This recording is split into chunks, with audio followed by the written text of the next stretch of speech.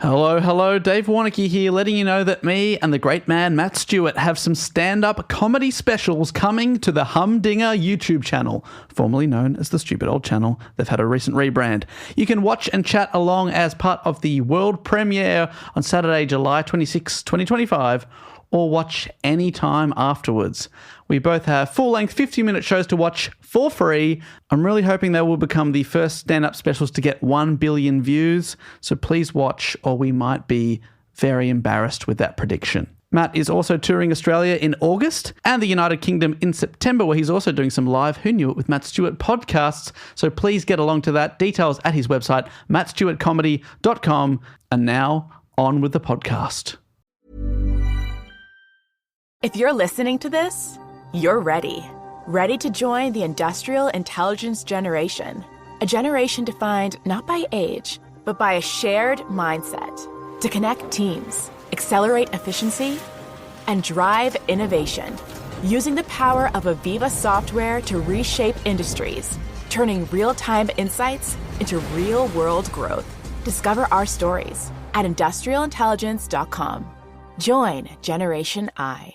It's time to come clean with yourself. Let's be completely honest. Are you happy with your job? Like really happy? The unfortunate fact is that a huge number of people can't say yes to that. Far too many of us are stuck in a job we've outgrown, or one we never wanted in the first place. But still, we stick it out, and we give reasons like, what if the next move is even worse? I've already put years into this place. I can't afford to take a wrong step. And maybe the most common one, isn't everyone kind of miserable at work? But there's a difference between reasons for staying and excuses for not leaving. It's time to get unstuck. It's time for Strawberry.me. They match you with a certified career coach who helps you go from where you are to where you actually want to be. Your coach helps you get clear on your goals, create a plan, build your confidence, and keeps you accountable along the way. So don't leave your career to chance. Take action and own your future with a professional coach in your corner. Go to strawberry.me/career to claim a special offer. That's strawberry.me/career.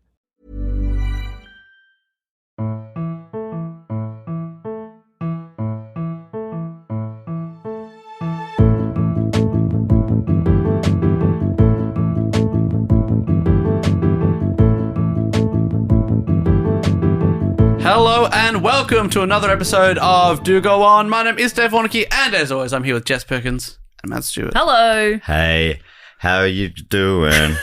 Sorry you couldn't get through. Oh no. Is this our answering machine? Yeah, I'm sorry. I haven't really finished the report. Okay, you go quiet for 5 minutes, finish it off. Okay, well why don't you guys chat? We'll chat. Well, we can bring in a third friend. Bring in a third? To this conversation. Are we ready for that? Yeah. To bring in a third? I don't know, 10 years in, are we ready? Please welcome I think to it's the a podcast. fourth anyway, but... Well, it's a third to this conversation because you're out of the conversation. Okay. You're writing the report. So you're kicking out a third and you're bringing in a third. Yeah. Exactly. It's one in, one out, and one out as Matt, and one in is Michelle Brasier. Yay! Hi, Michelle. Sorry I had to see that. No, that's okay. It's good for me to see the inner workings. Yeah, it's exciting. It's nice to pull the curtain back and It is. see how we operate. How the sausage gets made, Yeah. so to say. Do Go On is a sausage factory. And I say that all Yeah. the time. Yeah, that is feedback we've had. Yeah, a bit of feedback.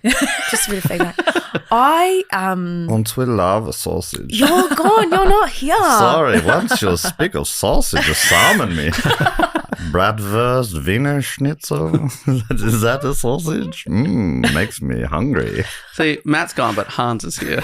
And honestly, I'm we kind worried. of like Hans more. I'm so glad that we added a fourth. Yeah. It felt like the right time. Yeah. It evens things out.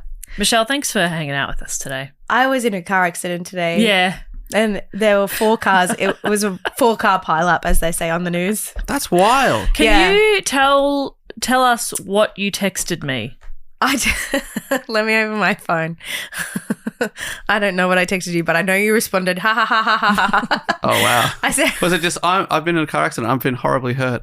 Another horribly hurt. I said, okay.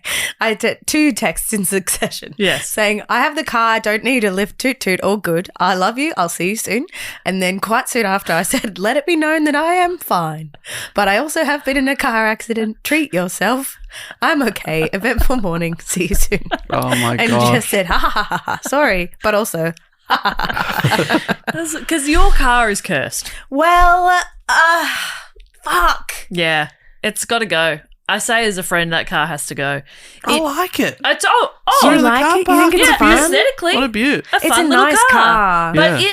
it's 2 years in a row now, on the eve of driving to Adelaide, it has shat itself completely. Yeah. And needed expensive repairs. That Yeah. car hates Adelaide. And then it's been in, 3 accidents in the last fortnight?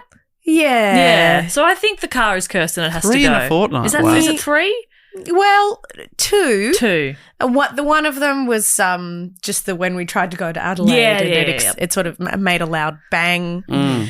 and had to be towed. Yeah, it's time to go. Yeah. It's a shame. It's a We've shame. had a weird and chaotic morning. I've And been talking to the insurers. yeah. I'm waiting for my thing because you've each had a dog injury or a car injury. Yes. Yeah. I feel like I'm uninjured. For now. Yeah, well, you better touch on that wood, Yeah, Hans. thank Touch the goodness. sausage. Because My there's actually... foot and foot in the- Can I can I just tell the pod listeners my interaction with the insurer online? Yeah, because That that's was really insane. funny. Yes. So just a short transcript. They couldn't help me when I was trying to make my claim, trying to add my policy to my online portal. Sure. And it said, it's not working. I said, what's going on? I said, excuse me, chat. Can I talk to a real person? They said, sorry, I'm still learning.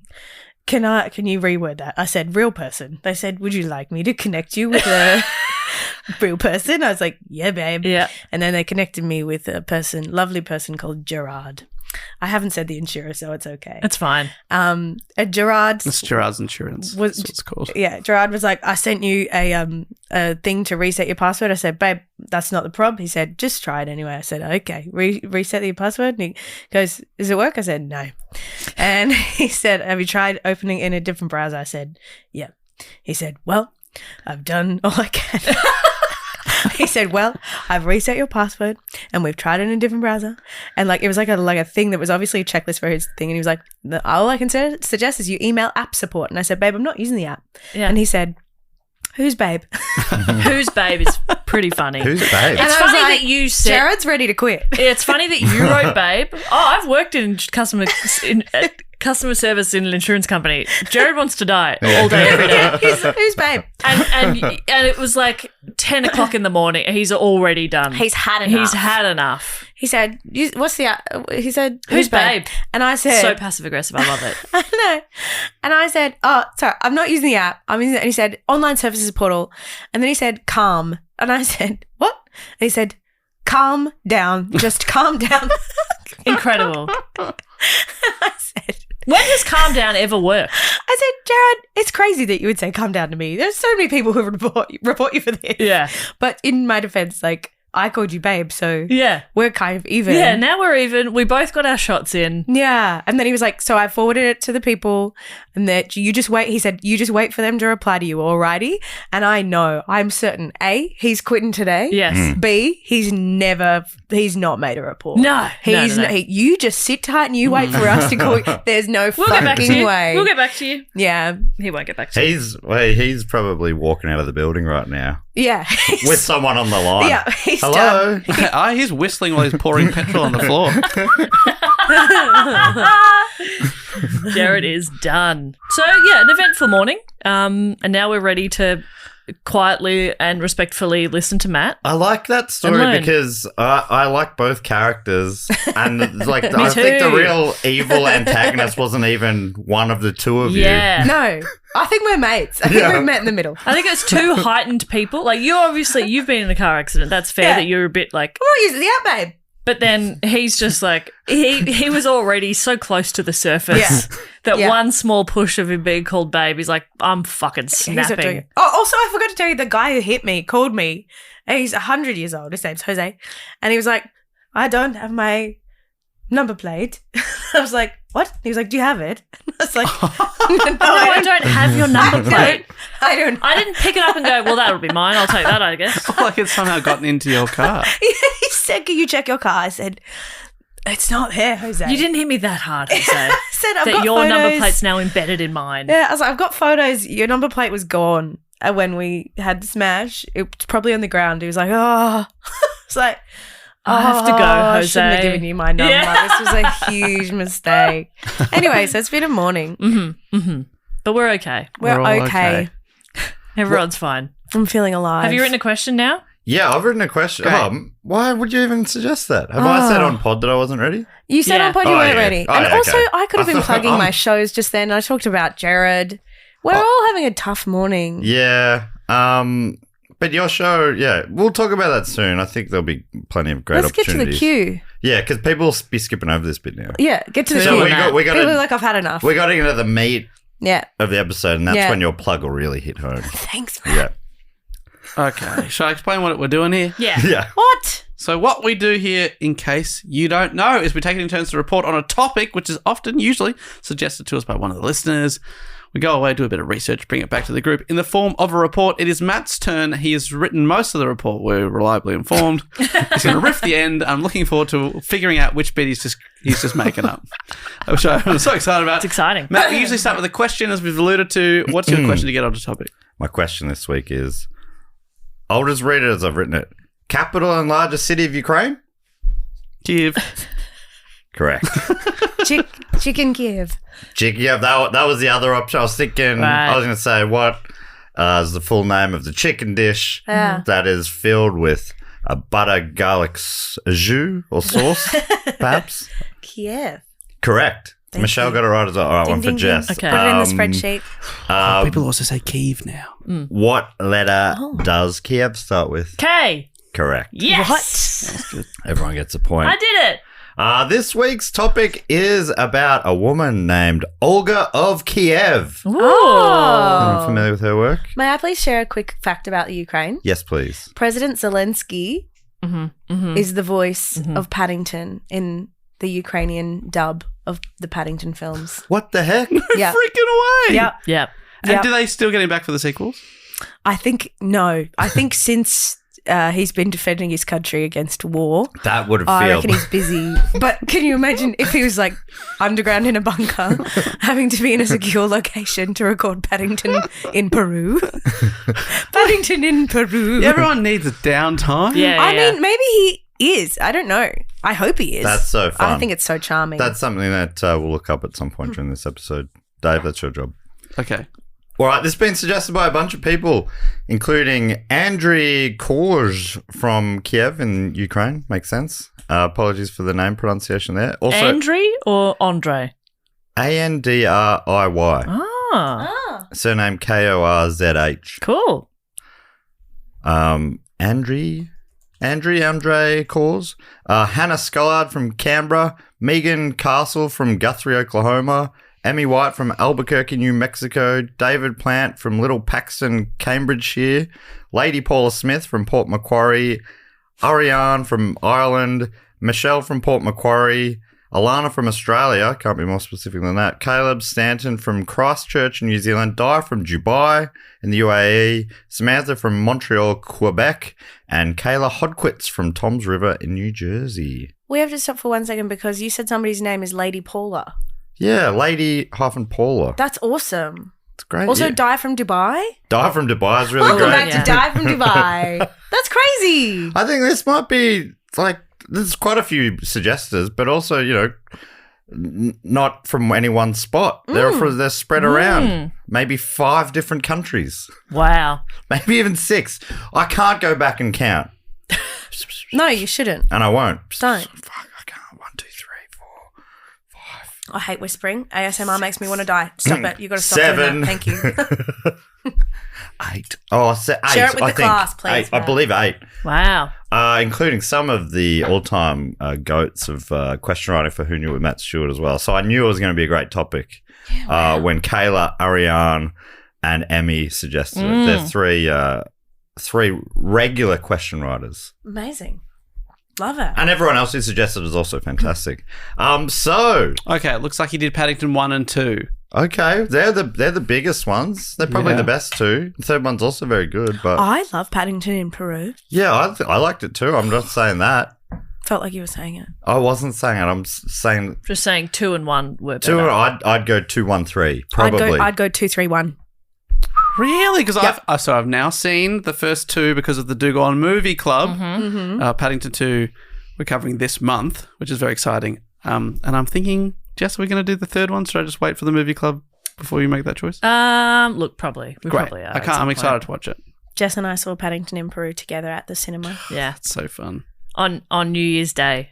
No wonder you love it. It was beautiful. Try and watch it like I did by myself. I did watch it by myself. I have a sense of whimsy in my life, Matt. I'm not rocking up here in thongs like You in the just dead told of me you winter. watched it with Jess. Yeah, I watched it with Jess, but then I've also watched it by myself. What am Okay. I, a chump who's only going to watch Paddington in Peru once? That's true. I've only watched it once. And Fuck. yeah. Anyway, it's But I'm saving it for movie club. All right, so this week's episode takes place in Kievan Rus in the 10th century. Kievan Rus being the first East Slavic state, a place that I'd never heard of. But it's sort of centered around Kiev, okay. which is where the Kievan bit comes from. Or Kiev. Kiev. Kiev? I'm so sorry to Yeah. the Kievans. Just because, since the Russian invasion, they've changed the English. I thought they just names. changed the Oh, have spelling, but they? it's changed the pronunciation as well. I believe. Kiev. Gosh. I wasn't aware of Look this, this up. I but I would imagine like that- to get The this spelling right. Yes. Kiev reflects the Ukrainian pronunciation and translation of the city's name, where Kiev is derived from the Russian translation. Oh, Right. so would you say Kiev? Or transliteration is what I'm saying, sorry. Because obviously they don't use the English alphabet. You can't just Yeah. make words up. Transliteration. Yeah, Dave, come on, man. So- We're right here, man. You can't just Just lie our faces. So, Kiev. Kiev. Oh, that's cool. Oh, or yeah, I just Kiev. There's two Kiev. pronunciations, apparently. so good. Christ. A lot of what we know about this story comes from the primary chronicle, aka the Tale of Bygone Years, which is, according to Britannica, a medieval Kievan Rus historical work that gives a detailed account of the early history of the Eastern Slavs to the second decade of the 12th century. The chronicle, compiled in Kiev in about 1113, was based on materials taken from Byzantine chronicles, West and South Slavonic literary sources, and official documents and oral sagas. So this is like this big epic book, but it was written like quite a while after the events. All the best history books are. Yeah. Sounds like the Bible. yeah, it's got a bit of biblical stuff about it, and I think like the Bible, a bit of legend and fantasy and stuff has been, Made its way in. yeah. Heidi, Cool. yeah, a bit of fun. I mean, the story's great. It probably just didn't happen like this, but anyway, it's still fun to. It's written in an old book, so that in So- itself Yeah. is something. This is basically a book cheat. I love it. Yeah. Heidi Sherman for World History Connected writes that much of the chronicle covered events that took place many generations prior to its completion, and the authors appear to have based much of the tale upon oral accounts, some clearly inspired by legend. After I sort of ad-libbed that bit, and then I've read it, but I probably didn't need to, so AJ, you can edit out that bit. He's not gonna. I think he will. So yeah, like any historical story, right? It's you can't trust it entirely. Can you trust history at all? No. I don't know if I you don't can. believe in science. I don't trust anything. No, I don't. I Yeah. don't believe in. If I wasn't there, and you can't even trust your own memories, apparently. Yeah. So, Yeah, that's Dr. cuckoo, Carl told me that. Luku. Yeah. I don't like that. I don't like it at all either. Yeah. It's just a No. photo of a photo of a photo or whatever. Yeah. Don't like that at all. Well, I think that's Dr. Carl's memory. Mine is Yours is infallible. perfect. Yeah, yes. yeah. I'd say so. According to Britannica, both the origin of the Kievan state and that of the name Rus, and I'm saying Rus, could be Russ. That's all right. I heard some of the... Big Russ. Good on your Russ. And Rus is where, like, Russia is named for it and Belarus, But even those two words say it different, right? Bella Russ. Belarus. Words can be hard. Rusty. Bella? Russ? No, come in. New steaks are ready. Your dinner's getting cold. But yeah, Britannica suggests that, all of this is still up for debate by a lot of historians and, probably will never be settled. But according to Sherman, the primary chronicle writes that a group of Vikings led by the warlord Rurik accepted an invitation proffered by a confederation of Slavic and Finnic tribes to come and rule over them. The chronicler informs that the Slavs and Finns were at war with each other and required a neutral party to bring peace and order to the realm. Wow, so he's like, all right, we'll agree that you can't be in charge and I can't be in charge. Yeah. So we'll get a third party. We'll get a warlord over. They'll be in charge. But you got to remember that it's the people who ended up being descendants from this warlord who wrote the book. You know, so- It's like his grandson being like, no, they wanted it. Yeah, it was they an begged him. invitation Yeah. to come over and tell everyone what to do forever. Yeah, so it's possible that that's not exactly how it went down, but anyway, that's how it's written.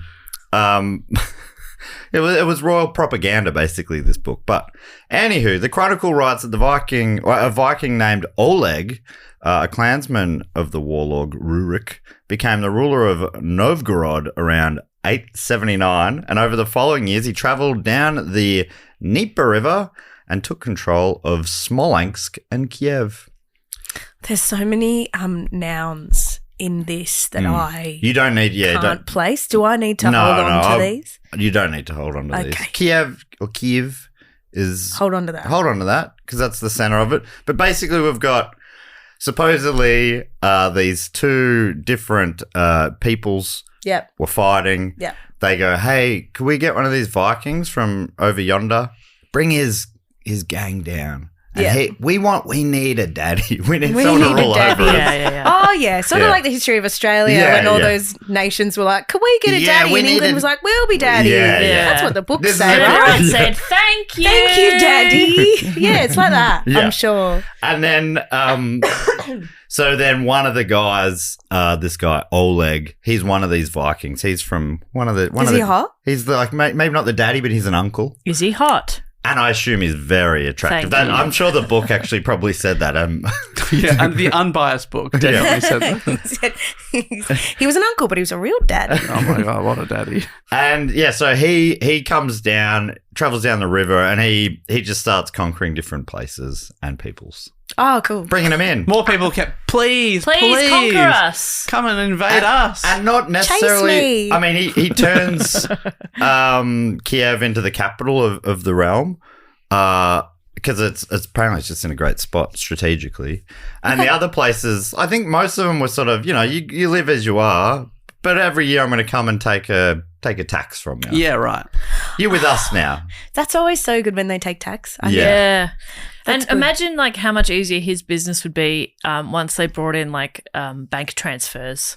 Because Oh he's my having to God. go and collect it all. Oh my God. He'd be And on the road travel's- 24/7. Yeah, the travel's nice, but like at some point, Each individual city has to get their phone out, Oh, tap no. to pay. No, that you That's are bang so on. annoying. Jess, that this story starts where the king, the ruler, the daddy. the daddy goes and gets it directly. Yeah. But it ends with not quite direct deposit, but a PayPal. better system. Okay. PayPal. So you were right on it there. Yeah, right. Well, I've got a business brain. Yeah. I don't remember anything we've ever talked about on this podcast, but I do have a business brain. I'm yeah, seeing- you're always talking about the NASDAQ. I'm always talking about the NASDAQ. Olga, you've got a bit of the Olgas about you. Do I? Olga brings in a new system. Wow. Wow. There you go. Is it Square? Square payments? I think it's Square. Do you know I can't use my Square in the United Kingdom? Yeah, It's- well, no, yeah, we know, very babe. We frustrating. Oh know. my God. How do Yeah. you sell merch when you're in the UK? You can use your Square. You just have to type in the card numbers. Or you Or- can buy a Square from their curries No. or whatever over there. No, you can't. Remember we tried that? Didn't It's- Matt and I do that it's once? We gotta be did do that, didn't yeah, we? but it wouldn't have been our bank account. It's got Oh, to be yeah, set and up you've got to with have need a their British bank account as account. well. Yeah, but as soon as you activate that Square, whatever country you're in, it's tied to that country so forever. do I need to get another Square? and Yeah. a British bank account, or I use can't do somebody's bank account.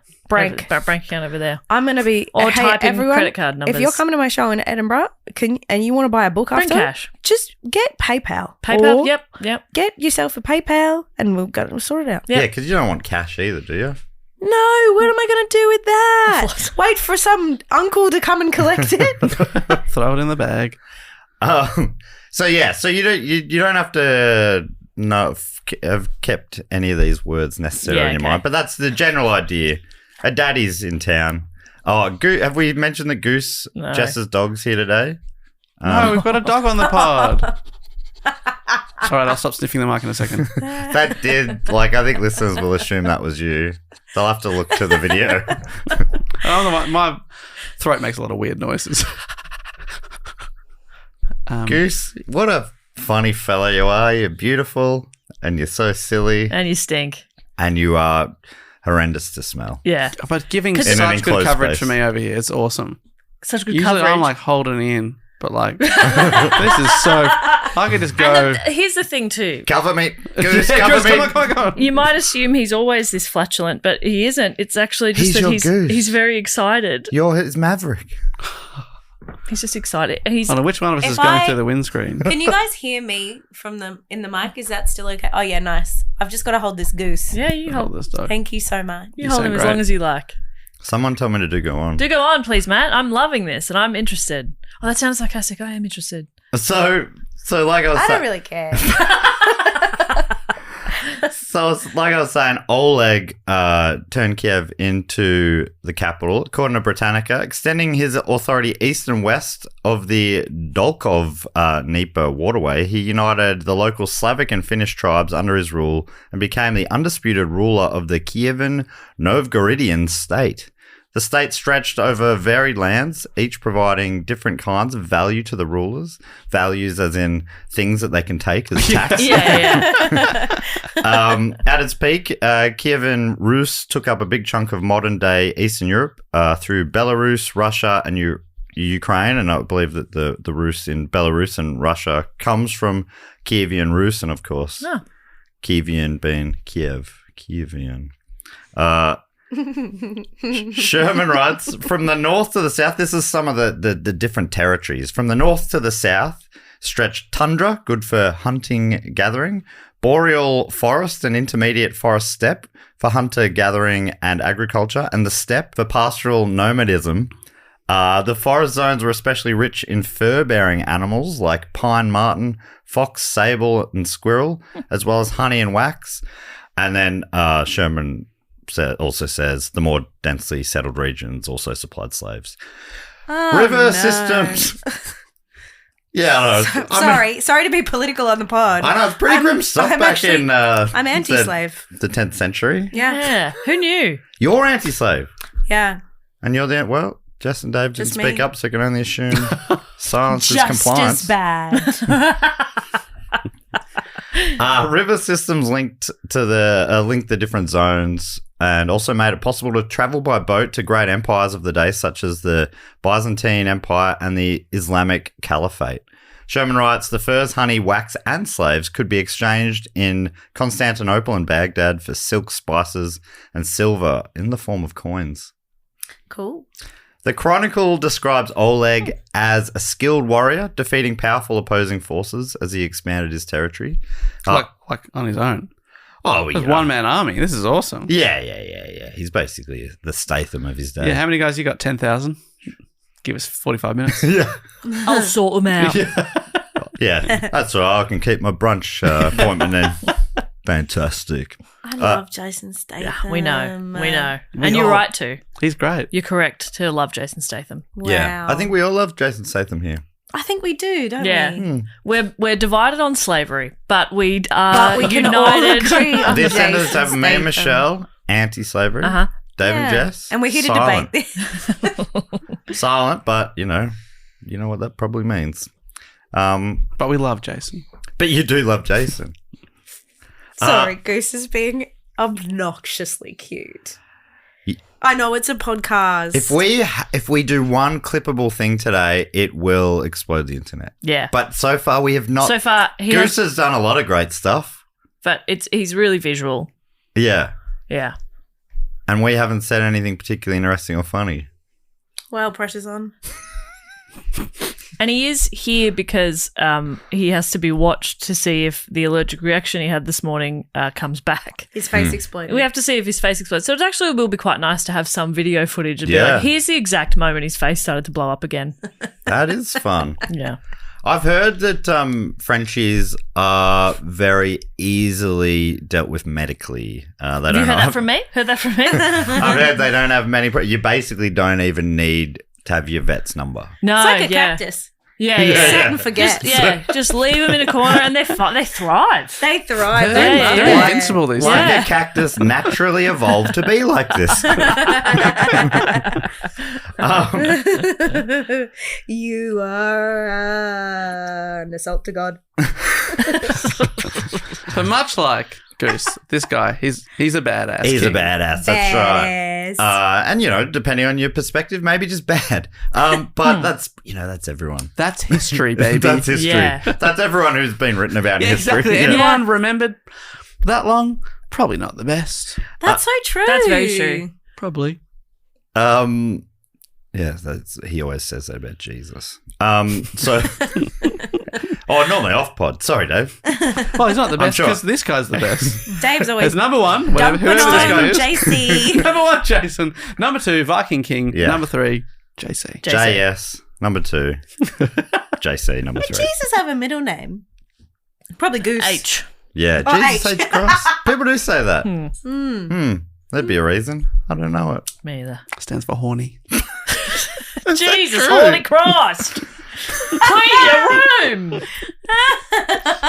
He would have been horny. He would have. So, He was in his 30s. Yeah. I mean, it was probably calming down. His 20s. Oh, yeah. well, they're not written about at all. Probably What know was he why. doing in his 20s? Yeah. Root rat? Lost years. No offense. Matt, do go on. So Oleg's just heading down the river, just going, all right, you're with us now. We'll be back to collect. We got you guys. And then apparently once a year, he'd do a winter tour called the Apology. Doesn't really matter. Apology. He do a winter apology. Apology. Sorry, but I'm going to need your money. Sorry, I'm taking all Sorry. that tax now. The English translation was to the people. I'm just heading out to the people Oh, that's to nice. take some stuff. It's my winter tour to the people. And I winter in the people. No, that didn't work. It worked. It worked really well, almost too well. Oh, no. Almost so well that it didn't actually work that well at all. Awesome. That's my sweet spot. So yeah, he's just traveling around collecting furs, wax, honey, and slaves, and That's so fucked up. and then he's taken them, sent them back to Kiev by boat, and then on to Constantinople, the Byzantine capital, to be traded. Apparently, the Byzantine Empire wasn't so keen on letting rampaging Vikings into their city, but after a series of attacks on Constantinople, it got to the point that the Byzantine government were like, we'll pay you to stop. Right, let's cut a deal here. Yeah. We'll pay you to stop? Here's some cash, but we got to make a deal. We're going to let some of you come in through our gates to trade because we can see that, it's worth both of our whiles, but 50 max at a time, and also you got to leave your weapons at the door. Wow. So that was the deal. Like a key party. Yeah. And whoever's axe you pick up, that's who you Oh, go I home got with. all legs. Oh, fuck The big yeah. one. Oh, you want to I got daddies. Is it? You want to hop down? Okay. Sorry, do go on. So this deal that Oleg brokered with Constantinople was in 9/11 and was seen as being very favorable. 9/11? Yes, the first one. Oh my god, the original. Yeah. Because I grew up thinking the sequel was the original. The Porsche car? What are we talking about here? Oh, yeah. There's a trilogy of 9/11s, isn't there, in a way? But, this one was the year. And it was... Oh, the year 9. Okay. Jess and I were so confused. I was like, what? The year 9/11. Okay. Oh, that's ages ago. Yes. So that was when the deal was made. And it was seen as being a really good deal for the Kievan Rus. According to Britannica, the agreement regulated commercial relations between the two states and laid the basis for the development of permanent and lucrative trade activities between Constantinople and Kievan Rus. Anywho, Oleg, he's remembered as a powerful warrior and conqueror, written up very nicely in the big book. But the same cannot be said for his successor, Igor. In the Chronicle, he is depicted as greedy, rapacious, and unsuccessful. And he's also, kind of the center of the story this week. You've got to have some redeeming feature. He's got to be really hot. Well, his wife did a lot of cool stuff. Okay. I think his wife's the redeeming feature. He's in a this wife case. guy. He's a wife guy. And the inciting incident for this week's story is his death. Hooray! Hooray! Hooray, Igor. He sounds shit. Yeah. Is it Igor the shit? But he would have been dead by now anyway. I should say that if anyone is mourning his loss. By now? By now. 2025? Yes. He would. Yeah, probably, yeah. He would have died anyway. Before They died young back then. Yeah. Before he died, he proved an underwhelming leader, according to Britannica. He led an expedition to Transcaucasia that ended in total disaster for his forces. He also conducted 2 expeditions against Byzantium. Byzantium, like in the Marvel movies. I'm going to say it again, but now that you've enjoyed it, AJ, I'll probably leave it in, God damn it. He also conducted 2 expeditions against Byzantium in 941 and 944. But these were way less successful than his predecessor. Many of his ships were destroyed. And then the treaty that they finally concluded in 944 was a lot less advantageous to Kiev than the one obtained by Oleg in 911. So they were renegotiated because he wasn't as powerful. Yeah. And I mean, he tried to attack him again, but obviously it was like, they're like, oh, actually, you're weaker than we thought. yeah, you would have been better off just staying at home. Yeah. We were scared and now we're not. Yeah, I think Igor should have read out of the deal. Anyway. It's all about bluffing. Yeah. Apparently. And saying whatever you want. He did make some gains for his state, though, including subjugating the East Slavic tribe of Drevlian. And this place, and these people is spelt differently across sources. And I'm not super confident with how to say it, but when I'm saying something like Drevlian, sure, son. I'm talking about these guys. Right. And these guys are the other key player for the rest of the story. Okay. Drevlan. Drevlan. The Drevlan. The Drevies. Drev dogs. Drev dogs. Yeah, big Drev dogs. Apparently, Drev heads. Sorry. Drev heads. Yeah. Real Drev I had heads. spoken for a while. I think Drev heads is good though. Yeah. Thanks. These are the guys that kill Igor. Okay. So him taking down the Drev heads wasn't particularly popular amongst his own people, who saw it as a drain on their resources. But I think like some of his army men wanted like better uniforms and stuff. So he's like, all right, I'm gonna go get some new income sources from these guys. But everyone else is like, why are you draining our sources on this just for? So it wasn't particularly popular. His own people didn't really like him. And Linda Rodriguez McRobbie writes, if Igor was unpopular with his own people, imagine how much less the Drevheads liked him. Especially after he violently subjugated them and forced them to pay an annual tribute, not just once, as was customary and implied by the word annual, but multiple times. We want a monthly annual tribute. He started going, oh, maybe I'll head back. And he's like basically doing U-turns. He's on his way back to Kiev to drive. Oh, actually, no, I might go back to those Drevheads. Yeah. No, that's everything. Yeah, You've taken everything. So after they're like, all right, man, you are taking the piss now. And we've run out of piss.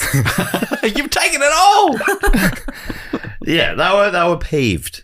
Let me tell you been peeved and keeved. So when 945 came around and Igor came back to make another unscheduled collection, their leader, Prince Mal, M-A-L. Prince Mal. Mal is awesome. Yeah, Prince Mal. Mal. Prince Mal. Good on you, Mal. Leader of the Drevheads. He was fed up, and apparently this is according to the big book, the Chronicle, or the English translation of it. He told his tribe, if a wolf come among the sheep, he will take away the whole flock one by one. One at one. One at one. He wanted to try again. He wanted to try getting it clean, and we jumped in and said, what are we playing pickup here? One on one? One at one. One at one. One at one. One at one. One by one. Unless he be killed. If we do not thus kill him now, he will destroy us all. No, basically saying this guy's fucked. He's fucked. He's taken all our piss. Yeah, we got no piss left to give. I was saving that piss for my daughter's 21st. Yes. Now, if we don't get rid of him, then he's going to probably, take a future piss. So we haven't even done yet. We haven't even pissed. Yeah. Yeah. This guy's absurd. He's taking our grandchildren's piss and they're not even born. Yeah. Yeah. So they did something about it. And as 10th century Byzantine writer Leo the Deacon recorded it. Igor, quote, was captured by them, tied to tree trunks, and torn in two. Whoa. Apparently and this is another thing that historians these days doubt actually happened, but, you know, maybe a lot of it's adding a little bit of extra You got to add some mayo spice. to it. So Yeah. first he was torn in I one. don't care about truth. Can I be honest? Yeah. I don't give a fuck of what happened. I want to know the spiciest version. Okay, great. Should I stop saying that? I'll stop saying that. You can. I think we know that, you know, take been it as a spiced grain of up a little salt. bit. It's a bit spicy. So but apparently the idea is that they pulled two trees down, you know, bendishable trees down. Bendishable. Yeah, Bamboo? couple of palms. Tied him between them and Yeah. then let him go fwink. Oh, so one That's half. awesome. That's awesome. That's Let awesome them if it's a go. cartoon. Yeah. Like, no, I That's wouldn't awful. want to actually see that happen. No. But if it's a cartoon, it's pretty funny. So like a crocodile came up, bit him into parts, Yep. Yeah, but in pieces. Head went that way. Yeah, Legs went that way. exactly right. Yeah. Yeah, that's right. Wow. That's Instead of a pretty crocodile, it was looking. a tree came up, bit him into parts, Yeah, pieces. dinosaur chop him daddy. That sort of thing. Does anyone That remember is- Doesn't Of matter. course. As they're like, Don't chop the dinosaur, Daddy. Chop it. But what you said was dinosaur, chop him, Daddy. Yeah, And but we it got it. really took me. No, I took too many steps. Oh, I got it For me to immediately. arrive. I got it immediately because a girl I went to high school with did a dance class with that girl. Oh, Holy shit. I God, mean- you've brushed shoulders with Oh my fame. god! Apparently, she hated it. that's really great. But I did think you were going to say that you went to school with a girl who did a dance about. Me too. A dance version. Interpretive dance. She did an interpretive dance about that ad for Natural Confectionery Co. Papa, don't. And she's the dinosaur. And yeah, it's Everybody Walk the Dinosaur, but it's like a scary one. Mm. It's That's kind of great. Lady Gaga performance art. And then it just ends with her Yes. just saying, "Chop it, blackout." Yeah, so powerful. So yeah, A beautiful piece. So, So- they ripped him in two. That's Igor's brutal. he's been ripped in two. But he sucked, right? Well, yeah, it seems like it. Certainly according to the big book. Yeah.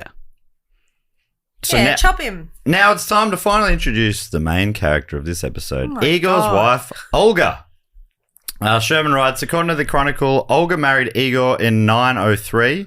The source knows little of her early years, but states that she was born in Skurov, a major town near Lake Peipus on the Estonian-Russian border in 890.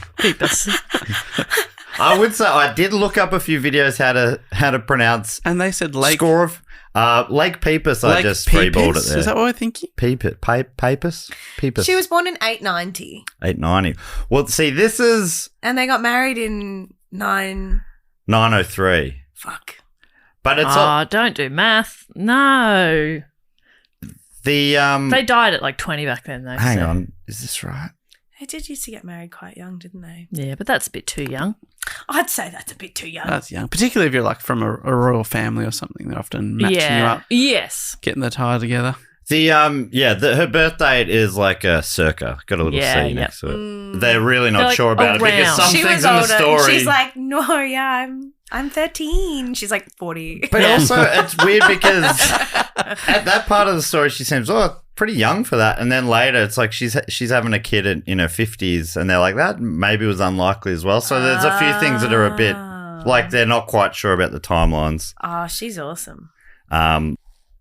Should I sing? Always. What happened? I've got this report open on 3 different tabs, and I clicked on the wrong one. That was way further down. I'm like, Yeah. where is it? Wait. I was like, hey, where's that? The end. Are we up to the For EBSCO, Michael C. Paul writes, the main bridge over the... Michael C. Hall. Michael C. Paul. Oh. Sorry. Michael C. Hall, was he an actor? Dexter. He's Oh, Dexter, yes. yes. I was thinking he was the guy from Weird Science. What's that guy's name? Is he another Michael or a C or a Hall? Doesn't matter. You know, he might not be that guy. I could be wrong. No. I think you're right. Thanks. But I just... Are you thinking of Neil deGrasse? No. Tyson. Yeah. Are you thinking? I was thinking of Anthony Paris Michael Hilton? Hall. Okay. Which is actually pretty close, is it? Yeah, Hall. Michael Hall. Yeah. So, actually, what I did there was fine. But we're talking about Michael Paul. Who's not it? He's just the guy who wrote an article about it. We've just met our main character. Yes. So Michael C. Paul, the guy who played Dexter, writes the main bridge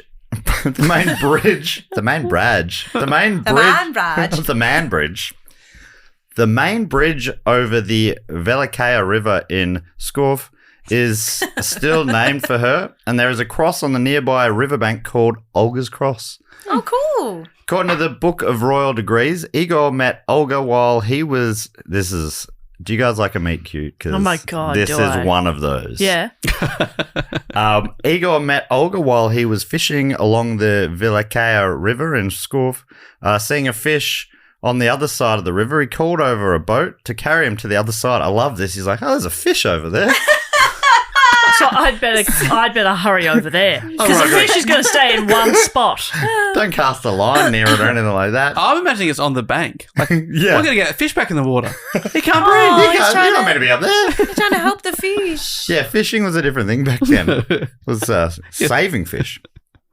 So yeah, he calls for one of his boats to take him to the other side. Once in the boat, Igor noticed that the boatman was in fact a maiden named Olga, who was, quote, very young, beautiful. Did she say that? She's, hello, I'm very young. Yeah, this is a And 40-year-old beautiful. pretending to be 13. I was like, why are you in charge of a boat if you're only 13?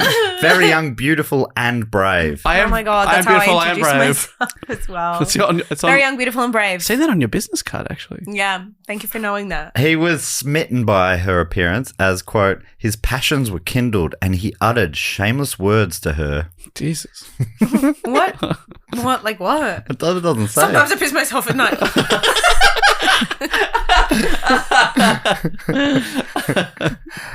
Is that why he's so... That's why he's taken so It's a much of it? shame. Yeah. He's like... And he splashes around. See, it's... Yeah. Could have been anyone. There's piss everywhere. There's piss everywhere.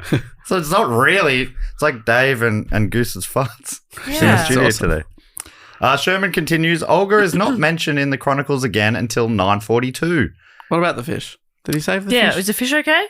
The fish lived. Oh, and Fish still lives. Wow, lives. fish The lives a fish long is still time. alive. Yeah. Oh, that's so good to hear.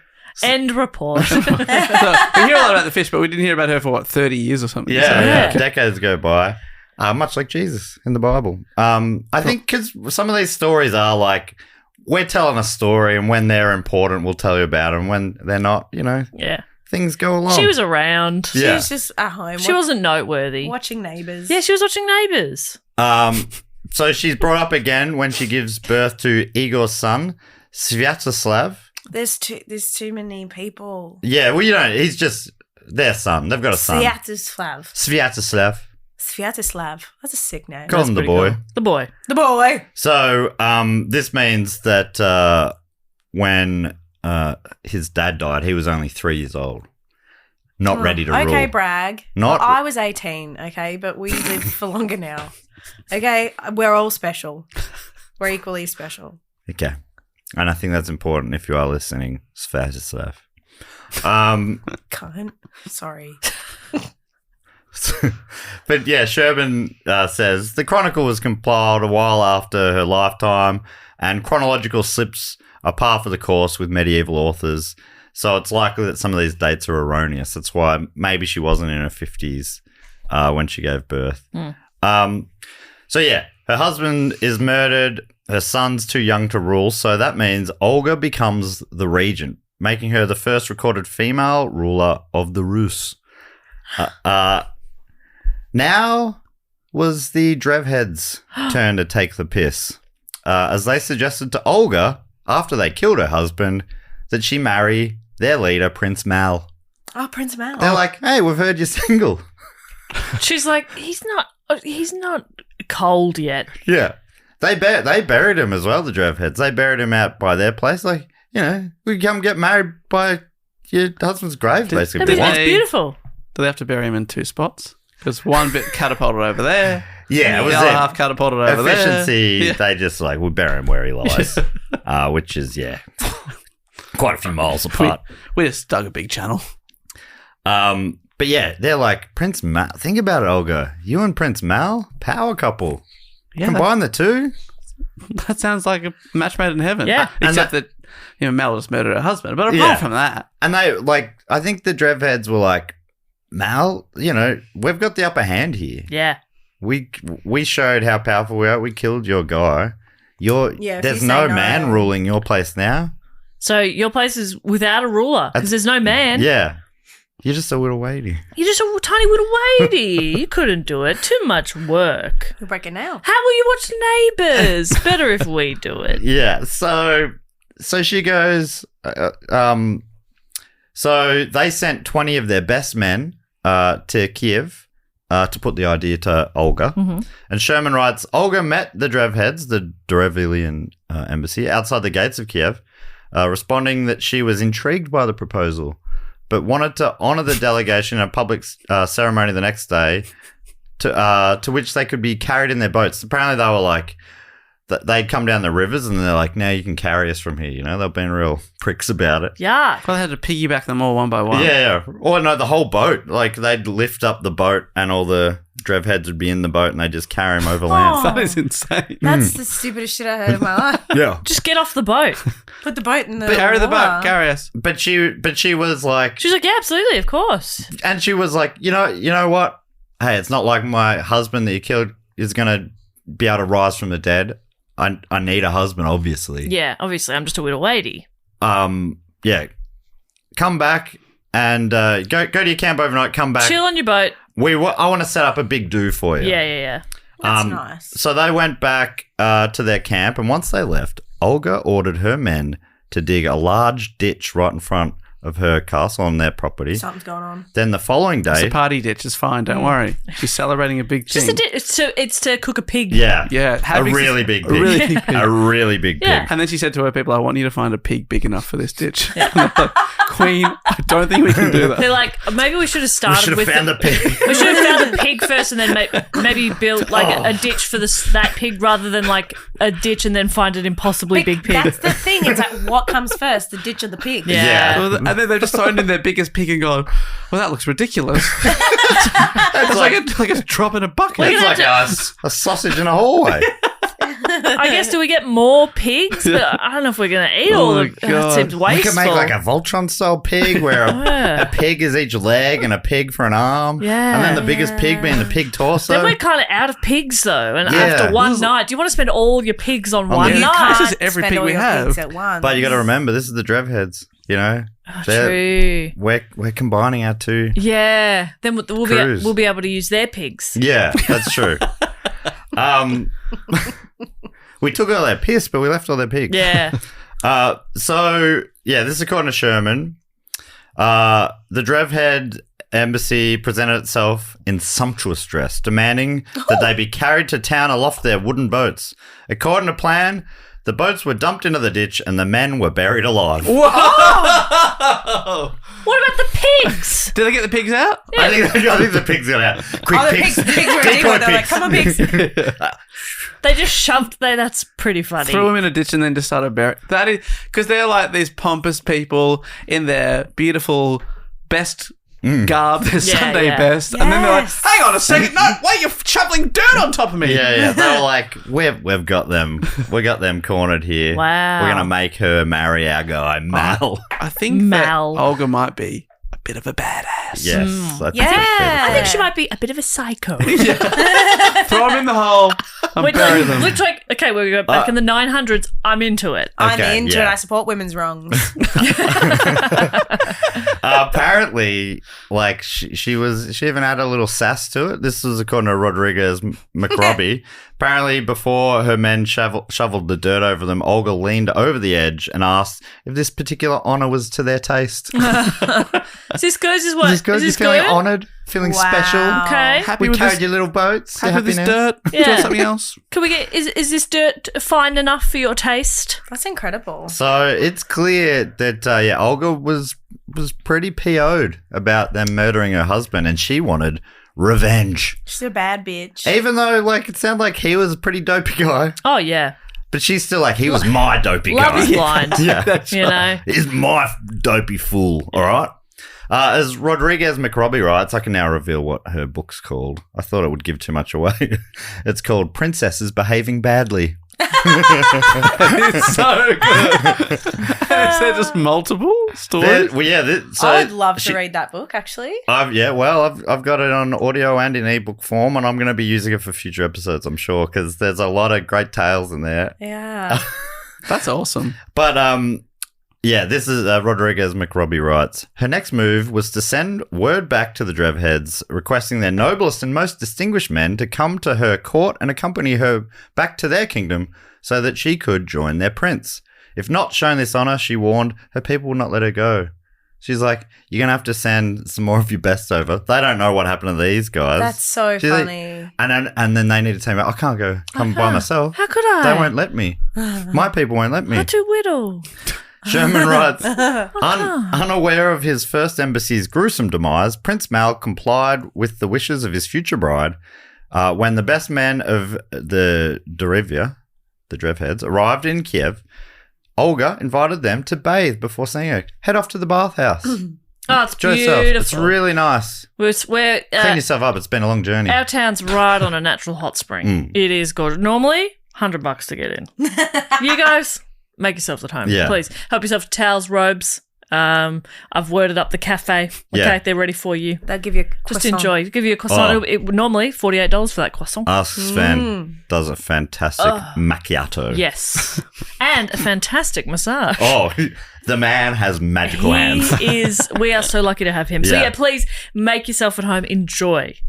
But once they're in the bathhouse, they were locked in and set on fire. Fuck. My thought was they'll make the water really hot and boil them. Boil them? But fire. Yeah. Like if you're in the sauna, at what point do you think, I think they're trying to kill me? Yeah. It's hot. Honestly, I expect it to be hot. as soon as I walk into a sauna, I'm like, someone's trying to kill me. As soon as I walk into a sauna, I assume that I'm going to be locked in. Yeah, I don't I'm like Oh, saunas. I'm in a movie. I can't breathe in saunas. Have you been to the dry ones, the No. infrared ones? Nah. Much nicer. Okay. It's not all wet. Yeah. Oh, okay. I don't like the humidity. like it. Are you not making it? You're making your own moisture though, right? What? You piss in them, right? You piss in the infrared. Well, I saunas? figure like a lot of the Yeah, sauna you gotta bring your own moisture is your own piss. sweat, isn't it? No. Or is that no? Yeah, You're not sweating. I mean, That's just you I are- always assume you that are was my own sweat. What? You are Have sweating. you been to a sauna? Yeah. You walk into the sauna and you see the mist and you think, Yes. oh, that's from me. That's true. Or you think, oh, that's from the others that have been in here. You think you're I'm just walking walking in. to a cloud of other people's sweat. No, I Matt. think it's both. It's a moist air. Yes, of course, but is it so? It's a but in humid the dry environment, good for the breathing. Right. But it's in not the- just sweat. one. No, it's not. But it's the one where you Yeah. are in there, and it's not a moist environment. Yeah. Is there no? So you're not even moist? No, it's hot. It's still hot. Yes. And Yeah, your body you still might still reacts. So you will still sweat. You still sweat, but So not that's in the what I same said. way. You're Not bringing in your the own, same- providing your own moisture. That is, I guess, what you said. That might have been what you said. It still wasn't right. Okay, I was curious, and I asked. Are you BYOM. bringing your own moisture because you're sweating? I got saliva in my mouth. I have BYO saliva today. That's my moisture. That's so true. That really That does makes- make you think. That's actually hurt my brain. I need you to go on, or I'll spiral. Okay, so they're burned alive. So that's Right. They should have brought their own moisture. yeah, two creative ways to kill I think and that's seek fun. vengeance. I think we're having fun. This is great. This is Shakespearean. This Yes, is awesome. Yeah, it is. It is. Is it made up? Did he Probably. write this? He probably ripped it off, right? He's from after this time, isn't he? He's after he? this time. He's Yeah. after, yes. Yeah. No, you think Shakespeare? You think wobbly. derivative. Oh, blimey. I think done. Derivian, Drevheads.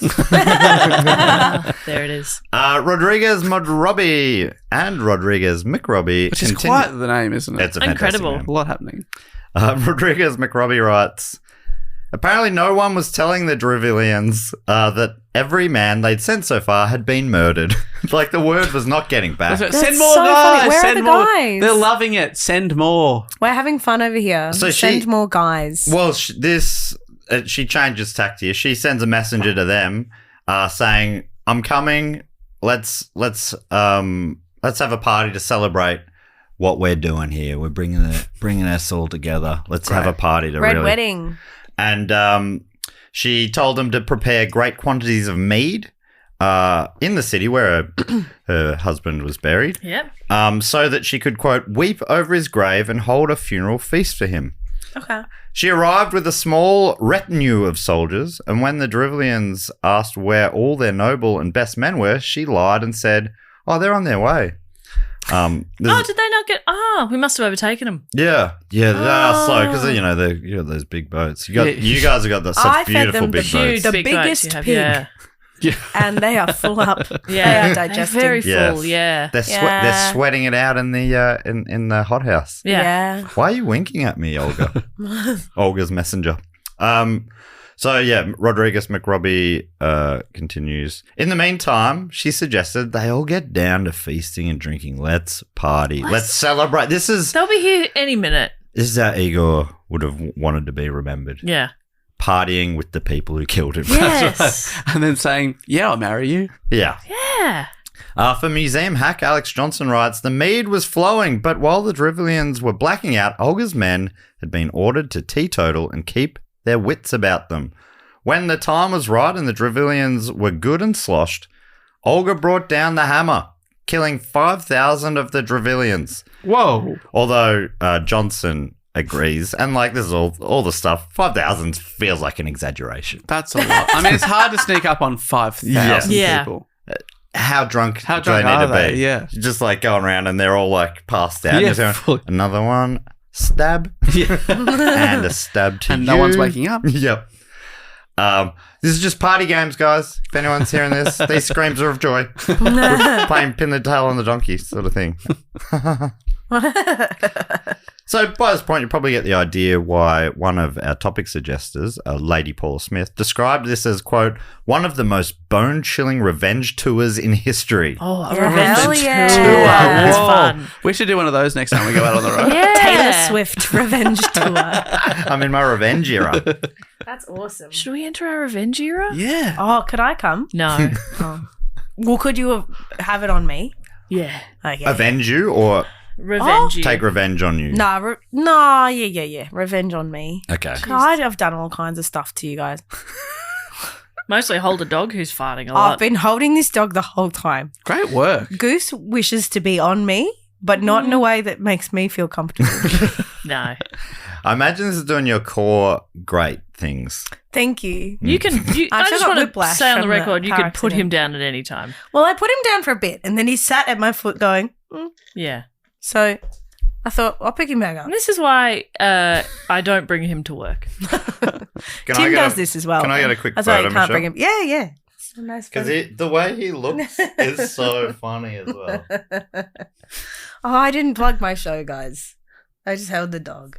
What a great opportunity. At some point, Hey, can we before, plug my show? so the revenge tour is not over yet, Michelle, but you're about to go on a revenge tour. That's so true. I'm going to Edinburgh for my revenge.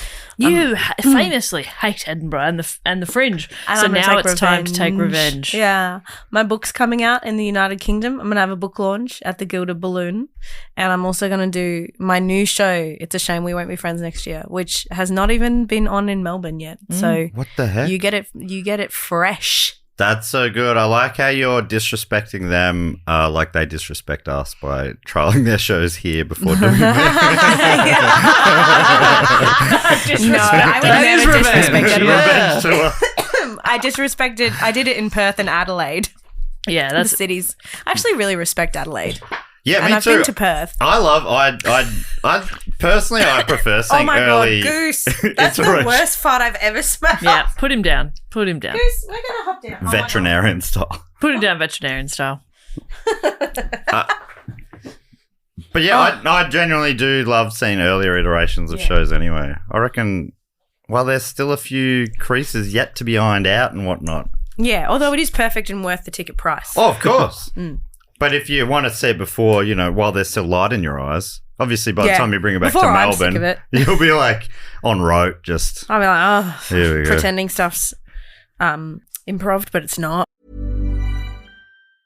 It's time to come clean with yourself. Let's be completely honest. Are you happy with your job? Like really happy? The unfortunate fact is that a huge number of people can't say yes to that. Far too many of us are stuck in a job we've outgrown. or one we never wanted in the first place. But still, we stick it out, and we give reasons like, what if the next move is even worse? I've already put years into this place. I can't afford to take a wrong step. And maybe the most common one, isn't everyone kind of miserable at work? But there's a difference between reasons for staying and excuses for not leaving. It's time to get unstuck. It's time for strawberry.me. They match you with a certified career coach who helps you go from where you are to where you actually want to be. Your coach helps you get clear on your goals, create a plan, build your confidence, and keeps you accountable along the way. So don't leave your career to chance. Take action and own your future with a professional coach in your corner. Go to strawberry.me/career to claim a special offer. That's strawberry.me/career.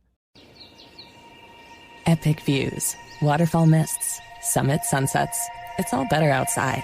And with All Trails, you can discover the best of nature with over 450,000 trails around the world. Download the free app today and find your next adventure.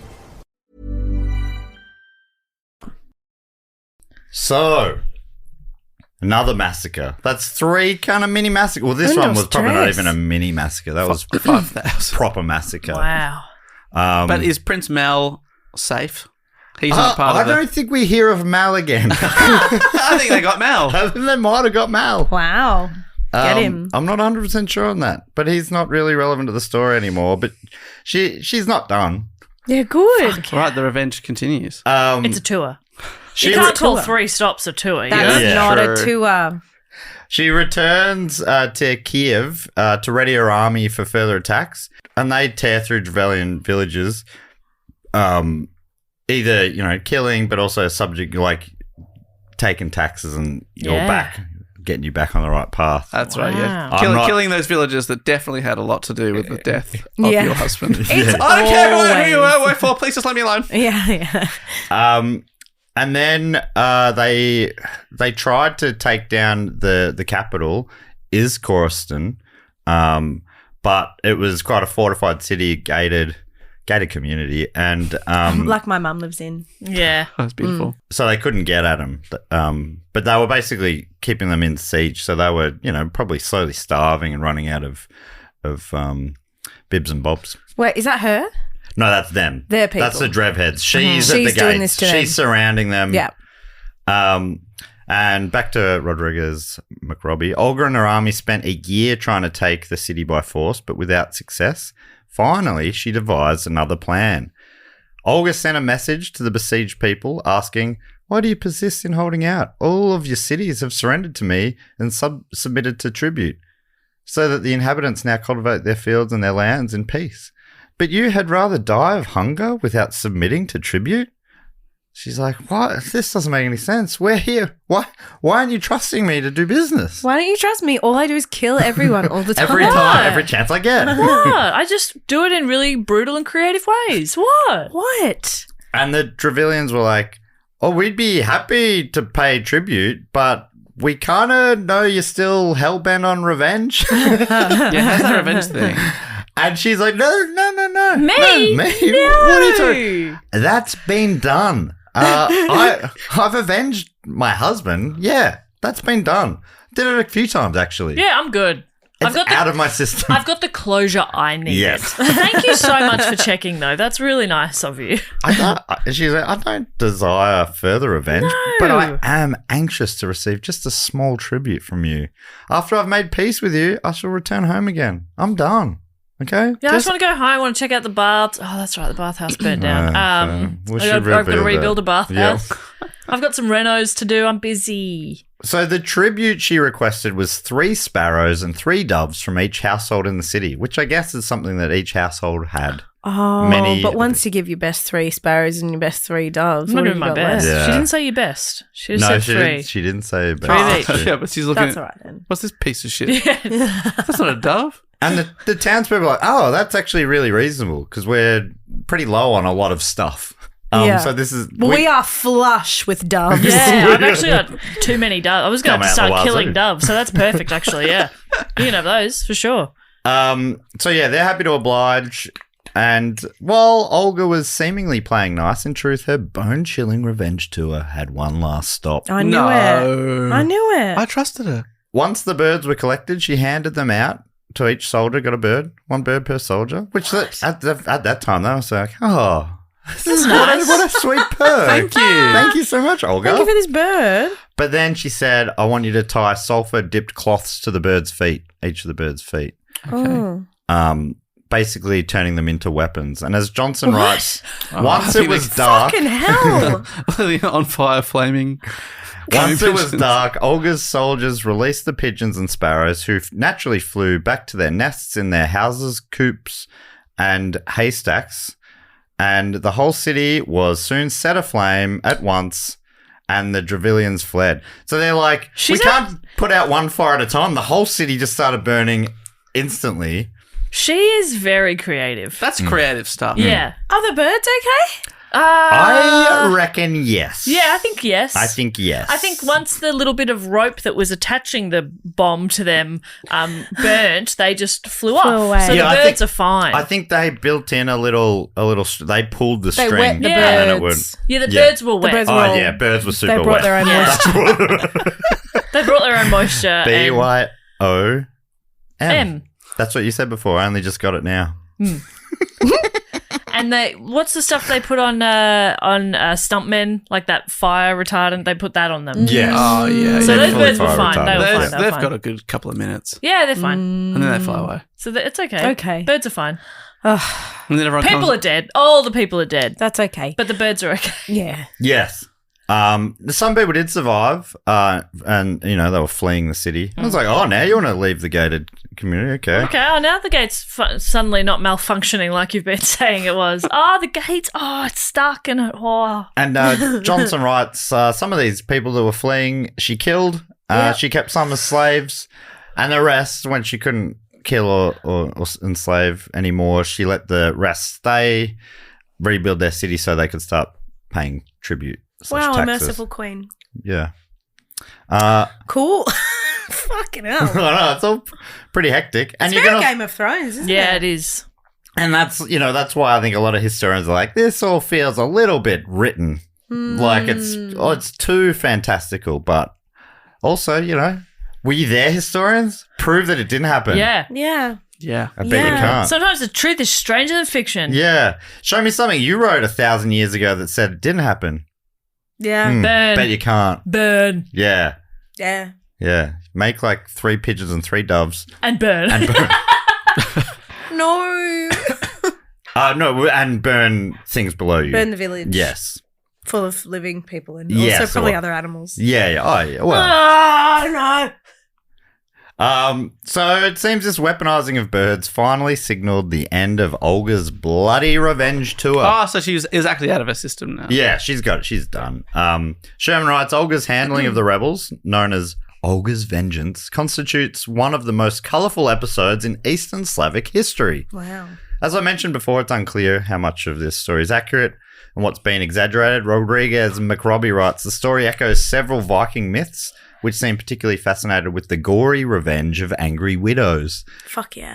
Other sources do corroborate parts of the story, though, specifically Igor's grisly murder and the equally gruesome military retribution that followed. So some part, this stuff she did exist. She was the ruler and her husband died and she probably fucked some shit up. We just don't know exactly what and whatever. But anyway, the story is, like you say, it's Shakespearean, it's Game of Thronesian. What's that guy's name? J.K. Rowling? No. J.K. Rowling. Yeah, that guy. Yeah. J.J. No, let's misgender Abrams? J.K. Rowling. They'll love that. What is that guy's name? The J.K. Robert Galbraith. Robert Galbraith. Something like that. Yeah. You think of George R.R. Martin. Yes, I knew it was a double initial. Love it. They love their double initials. Lord of the Rings is another double initial guy. Who cares? All these fucking men writing all their big long stories. They're too long. They're too long. Grow up. Boys, learn to edit. I think Brevity, lads. I've just had a flashback. Fuck's sake. Someone got really annoyed with you when you're on at one point. I mean, one comment. What did they say? And they stick with me. they said something about how they're like, how you were saying that it was it was a woman who likes that sort of stuff, and you said it was for boys, and they're like, it's not just for boys. I'd wager that I was just making a little joke. That's what I assumed On a as well. comedy podcast, Michelle, there's no place for that. As a comedian, sometimes you say things just as a Michelle, little joke. Let me just try and get in their voice. Jokes are meant to be funny.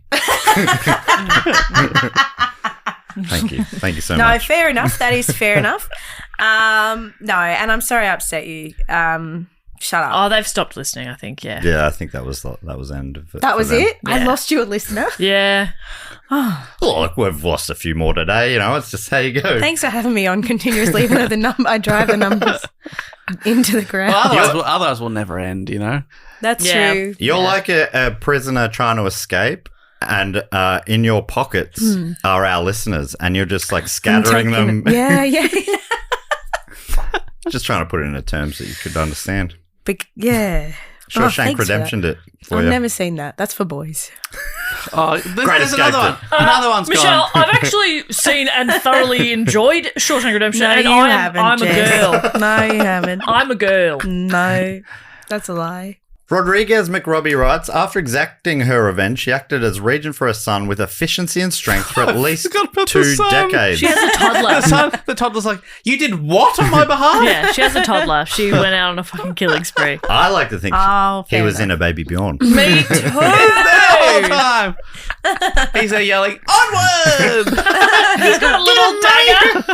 He has a little dagger. Waving it around. Oh, that's cute. Set him on fire! He was responsible for a few deaths. I'm very proud of him, yeah. Yeah, when they were all drunk, he's like, now can I, Mum? Yeah, she's Like, like, all all right. right. Crawling around, stabbing people in the head. Good boy. 3-year-olds can walk. I just want to... they? Advanced. Yeah. And they walk. Jess, very advanced child. Okay. I'm still learning. I don't know anything about children. Yeah, those sort of ages, you're like, could be 5, could be 1. They all look 50. the same. I'm starting to get to the point where 18-year-olds could be 10 or 25. Yeah, I can't tell. I can't tell. I have no idea. They all look so little. Yeah. What old are you? He's old. That's the thing. really That's the thing. old. He's as old as the wind. I'm really, really old. So that, yeah. Yeah, okay. But then there'll be like a 27-year-old. I'm like, they could be anywhere from 25 to 50. I'm like, I'm bad with ages. It's Yeah. like you're a tiny child, or you're middle-aged old, or you're like nearly dead. I won't see a 27-year-old and go, they could be 70. No. But they could be 40. They could be 40. Yeah. Well, yeah. Am These I okay? days, And with skincare these days, it is hard to tell. it's hard to tell. You know? And there's things you can get. There's procedures. Yeah. What? I'm listening. It makes it harder to tell. And I feel tricked. The amount of times in the past few months that Michelle Brasier has brought up Kris Jenner's facelift. Oh my it's God. starting to concern me that Michelle's going to end up with a Kris Jenner facelift. Is it really good? Is Kris Jenner the mum or the daughter? It just comes up a lot. Well, yeah, I'm you'd be gonna looking, get it done. yeah, you'd be looking at the photo It's wondering if it's the mum or the daughter. crazy. She looks Oh, that's the mum. absurd. Yeah, that's the. Are you looking at it right now? Wow, she looks like her daughter. She looks. Is that not the daughter? She looks 35. Yeah. She looks. That's like if I That said looks this like is my Kim. my twin Yeah, sister that is looks the like same Kim. age as Yes, me. yes. Look at that, Dave. That's not Kris Jenner. Yes. Kris Jenner. I know what Kris Jenner looks like, and that's not her That's- face. that's what she looks like now. She's asked them to make her look more like. She looks like that woman on the left. And which what is she? her. 50, 60? How old is she? She'd be in her 60s, surely. That Surely. was what she was looking like. Potentially, And she looked fine. yeah. Yeah. But Yeah, now she looks good. She was beautiful. Kris Jenner, let's get an age check on Kris Jenner. What But do we I all reckon think? she looks I fucking great. And so say does Lindsay late Lohan. 60s. Her They- kids are in their 40s. She might be 70. They look so good. It's Every single one of that family is older than me, and every single one of them looks 10 to 50 years younger than I me. saw a TikTok of an Irish comic. She was talking about how great it is, all these. I think she was actually talking about Kris Jenner, but I didn't understand at the time. She's Yeah. like, I think it's fantastic, all these that we've figured out menopause. We know exactly, like, she's got all the, Yeah. we know exactly, like, medical science has figured these things out. Now we can start using it to make people look way younger. I think that's great. It was a very funny bit. How old is she? 69. Nice. Nice. That is a nice age. Oh, but she doesn't want to look 69 though. No. Well, no, obviously she just doesn't. wants to change what She 69 looks looks 40. like. It's fucking crazy. That's it. Did you hear him? That was amazing. Oh, I missed it. She wants to change what 69 looks like. Oh, Isn't that powerful? That's really powerful. That's so powerful. All it will cost you is $300,000 or $400,000. Easy. And, the you know, best quite a lot surgeon of on the pain, planet. maybe a little $300,000 bit of or loss of $400,000 feeling. Let me see. Facelift cost. It's a 1-bedroom apartment in Preston. A room at $174,000 US dollars. Yep. So, yeah. It's like putting a 1-bedroom apartment in Preston on your face. Yeah. And that sounds fantastic. I think it's fantastic. Should we get a GoFundMe going? That's what am I gonna do with all of us? The Witch of the East did that, didn't she? What am I Bit of going to fun. do with a 1-bedroom apartment in Preston, you know? I'm not going to do anything with that. Yeah. But what am I going to do with my face? Yeah, I use that every everything. day. I use that every day. Your face using is it you right in now. a lot of ways. Oh, my God. Whoa. Yeah. It's true. Anyway, we're getting close to the end here. Sorry, we got derailed there, but it was worth it. How did we get to that? I can't remember. Me either. Oh, 3-year-olds can walk. That's how we got there. That's so true. So back to Rodriguez McRobbie. She led with efficiency and strength for at least a couple of decades. She was Wow. the first Kievan ruler to introduce the The 69? the dogs just exploded again, I reckon. Oh, I see. I'm like, I haven't eaten beef in a long time, but I'm now smelling the beef. It's kangaroo. Oh, Oh la la. Yeah. Oh my God. You Yeah, can't it's tell kangaroo. when you haven't eaten a long time. No, I can't. No. It's all the It's same to me. It's all the same. But over here Oh, as a yeah. meat, No, he's just got over here. Yep. as a meat eater, I'm going, that's Oh. definitely kangaroo. I know, mate. I didn't realize he's at my feet. That's He's why next I'm to you. getting the Yes. first wave. Yes. Hey, matey. Hey, let it out, buddy. If not here, where? You know what I mean? Outside, probably. Outside, yes. ideally a bathroom. Different spot. Somewhere else would be great. Yeah. She was also the first Kievan ruler to introduce the minting of coins for currency, and she made administrative innovations that resulted in a more unified nation with embassies and ambassadors across Europe and the Mediterranean. Now, Jess, you sort of guessed at this earlier. One of the innovations she made was to have trading posts staffed by royal officials to collect a standard and agreed upon tax spread around Wow. the realm. And this was as opposed to her husband's strategy of traveling personally and asking for random amounts at random times. She was like, "You until bring he it to pissed them me." off so Yeah. much that they killed him. She's like, I'm going to try a different thing. Let's make this more efficient. More efficient, and also, if you do get pissed off, I won't be there Yeah, for you exactly. to take instant revenge on. Yeah. That's beautiful. Her reforms continued when she converted to Christianity. Rodriguez McRobbie writes, she was the first of her dynasty to convert to Eastern Orthodox Christianity, which opened up new commercial and diplomatic possibilities with Christian, Byzantine, Moravian, and Bulgarian neighbors. Sherman writes, according to the stories told in the Chronicles, in 1954 or 1955, the Byzantine Emperor Constantine VII, Porphyrogenitus, was so struck by her beauty and intellect that he, quote, remarked that she was worthy to reign with him in his city.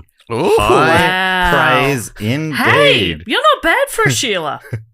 You're so hot, you could rule with me. So Constantine wanted to marry her, but as Rodriguez McRobbie writes, Olga wanted only to trade with Byzantium, not give Constantine an excuse to rule Kievan Rus. So she pointed out that marriage would be impossible because she wasn't Christian. Oh, I love Oh, that sucks, but yeah, you Bummer. can't. Yeah. Otherwise, totally, yeah. Constantine suggested a simple solution. He's like, why don't you get baptized? And she was like, She's like, no. But she said, I will on one condition. You got to be the godfather. You got to be the one who's there and you brings me in personally. And that's what happened. Sherman writes, the baptism was officiated by the official head of the church and the emperor served as Olga's godfather. The church head praised her because she, quote, loved the light and quit the darkness. That's really that's beautiful. nice.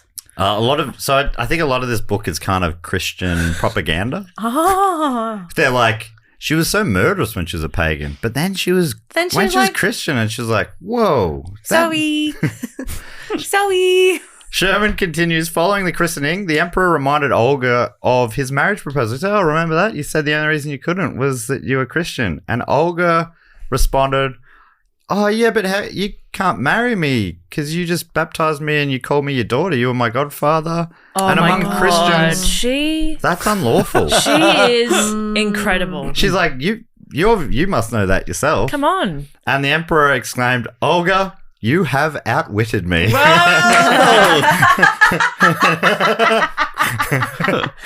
you got me there, you sneaky little Yeah, that is good. That is good. I see Stitched you know up. your Christianity well. She returned to Kiev with a blessing from the patriarch, the head of the church, and rich gifts from the emperor, including gold, silk, silver, and various vases. Rodriguez McRobbie calls this another legendary example of her cunning.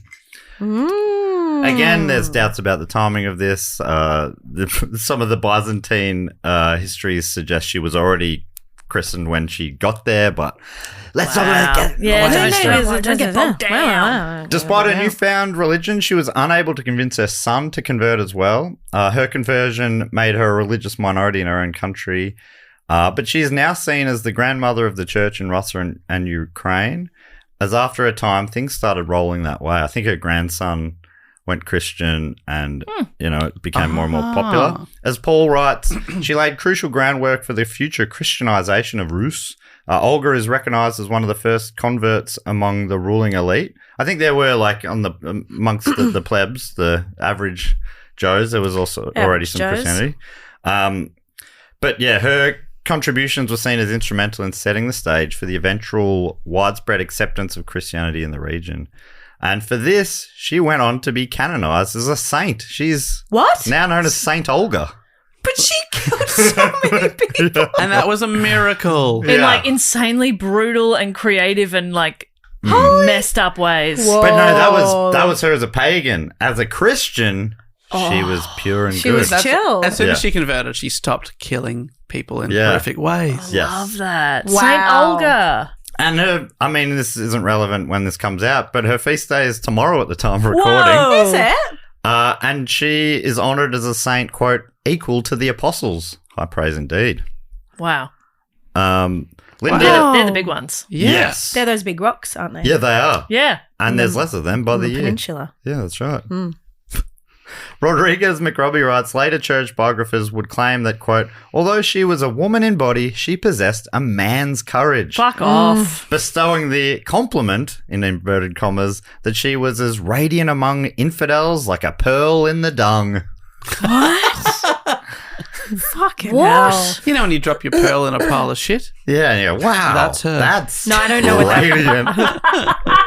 That's my lady. A pearl in a pile of shit. Rodriguez McRobbie is saying, she's pointing out that is a bit old school. Yeah. It's crazy because, she's a chick, right? Yeah. But she's actually, fucking brave, dude. For, a chick. Amazing, man. For a chick. For a chick. If I was a guy, if I was there, I would have killed 6,000 of them. Yeah, but but for not a bad girl, for a chick. yeah, pretty Shut good. the fuck up. The final thing I'll say is Paul talking about more writings from the primary chronicle, which says she is called the wisest of women and is further praised because, quote, she shone like the moon at night and she was radiant. Oh, no, I already fucking said that bit. The pearl and shit one? The pearl and shit That's again. worth repeating because that's beautiful and that's how every woman wants to be described. Slightly should more sing it. extended. She shone like the moon at night, and she was radiant among the infidels like a pearl in the mire. Whereas the chronicler recognized her sanctity, and Grand Prince Vladimir had her body reinterred in a church in the early 11th century. Leave bodies alone. By the way, she died in 969. Oh my God. Whoa, plot twist. What the fuck, mate? You can't just... I just spent so long investing in her. I thought She's you were dead? about to bring her in. Bring her in. And she's here right Da, da, da, da, da, and she's looking for a husband. Welcome back. It becomes Next up on 10. a dating show. So she's 969, and she died. So if she was born when they think she was, she might have 1969 lived. she died. 1969. 969. Ah. But Yeah, she was at Woodstock. I think she She died was. of an OD at Woodstock. That's awesome. But she, so potentially lived to 79, but really no one has any idea when she was born. That's very old for back then. It's old for now, but this last thing that Paul says, and I really only bring it up because it's a great name, but this isn't really super relevant to anything. But she was the third Rus saint to be venerated by the Orthodox Church after her great-grandsons Boris and Gleb. Boris and Gleb. Boris and Gleb. Boris and Gleb. because Boris was already good. Yeah. And then Gleb. Gleb. I thought you were going to say Glenn, but somehow it's even Okay, better. so who wants to be Boris and who's Gleb in the group chat? I feel like I'm more of a Boris. Do you really feel that? Oh, no, am I Gleb? I'd love to be a Gleb. I thought that would be arrogant to say. I felt Well, Glebbish. I'll let you fight amongst yourselves, but it's definitely going to be Boris and Gleb, and I'm currently snappy little fecker. They got so the reason Boris and Gleb beat her to sainthood was Yeah, what because did they they do? were martyred in 1015. Not Boris and Gleb. Boris and Gleb, yeah, The same year. same year, I guess. Together? Maybe at the same time. Maybe, yeah. Were I they don't know. kissing? I don't know. Okay. Yeah, well, It doesn't let's say. say. So Let's It just doesn't say they were say then kissing. they were kissing. Boris and Gleb. I just want to check, is smooching. Gleb 1B? 1B for Gleb. Gleb. Fantastic. Thank you, Gleb. Thank you, Gleb. So yeah, that's my report Wow. on the, and you can see why so many people suggested it as well. I Yeah. Yeah, what an amazing story. Wow. think. Yeah, cool. The breakdown in the vote, like the reason why this won the vote, like handsomely. So this is on Patreon. People will vote for our topics and, decide what we're going to talk about. And yeah, it won in a bit of a landslide. And I think the birds thing, because people were like, I got to find out why. How did she kill with birds? Yeah, that's a big question. So what was it? Sulfur dioxide, did you say? Yeah, sulfur, cloth dipped in sulfur. Does anyone understand what that- or just I was sulfur? looking into it. I'm like, We don't know. It doesn't seem like sulfur will ignite it itself. So there must have been some friction as well. Oh, Maybe I she- assumed that they set it on fire and then let them go and then just threw them in the air. Oh, I think the idea was that the sulfur would scratch on the straw and that would combust, but I couldn't figure it It's a out. component of black gunpowder, matches and fireworks. Yeah, I was going to say that's matches. Because I think if they're on fire, I don't think they're flying too far. But maybe it's that, like, okay, you've now spread these little, very flammable things all around. So you start a couple of fires and it spreads really Yeah. quickly, Mm. would be my thinking. So this was the pitch from one of the topic It ignites suggestors. easily. Badass woman from history goes on a vengeful murderous spree of the people who murdered her husband, including a genius move using birds, outwits multiple men who want her to remarry, and later becomes canonized as a saint. I would have voted for that as well. Yeah, I think they voted really well there. Sulfur dust suspended in air ignites easily? Static Ah. electricity? Something okay. like that? Oh, there you go. Wow, There you that's go. Bit of fun. really scary. Before we wrap up, It though, is really Michelle, scary. Yes. another opportunity, please, to tell people about where they can see you. I'm coming to Edinburgh Fringe and I'm doing my show. It's a shame we won't be friends next year at the Gilded Balloon. I'm also every weekend doing comedians auditioning for musicals A lot of with fun. Chloe Petts, which is 4 Saturdays or 3 Saturdays. I don't know. And it's funny because when you announced that the show was called It's a Shame We Won't Be Friends Next Year, like I've commented on a couple of posts being like, I hope this isn't about me.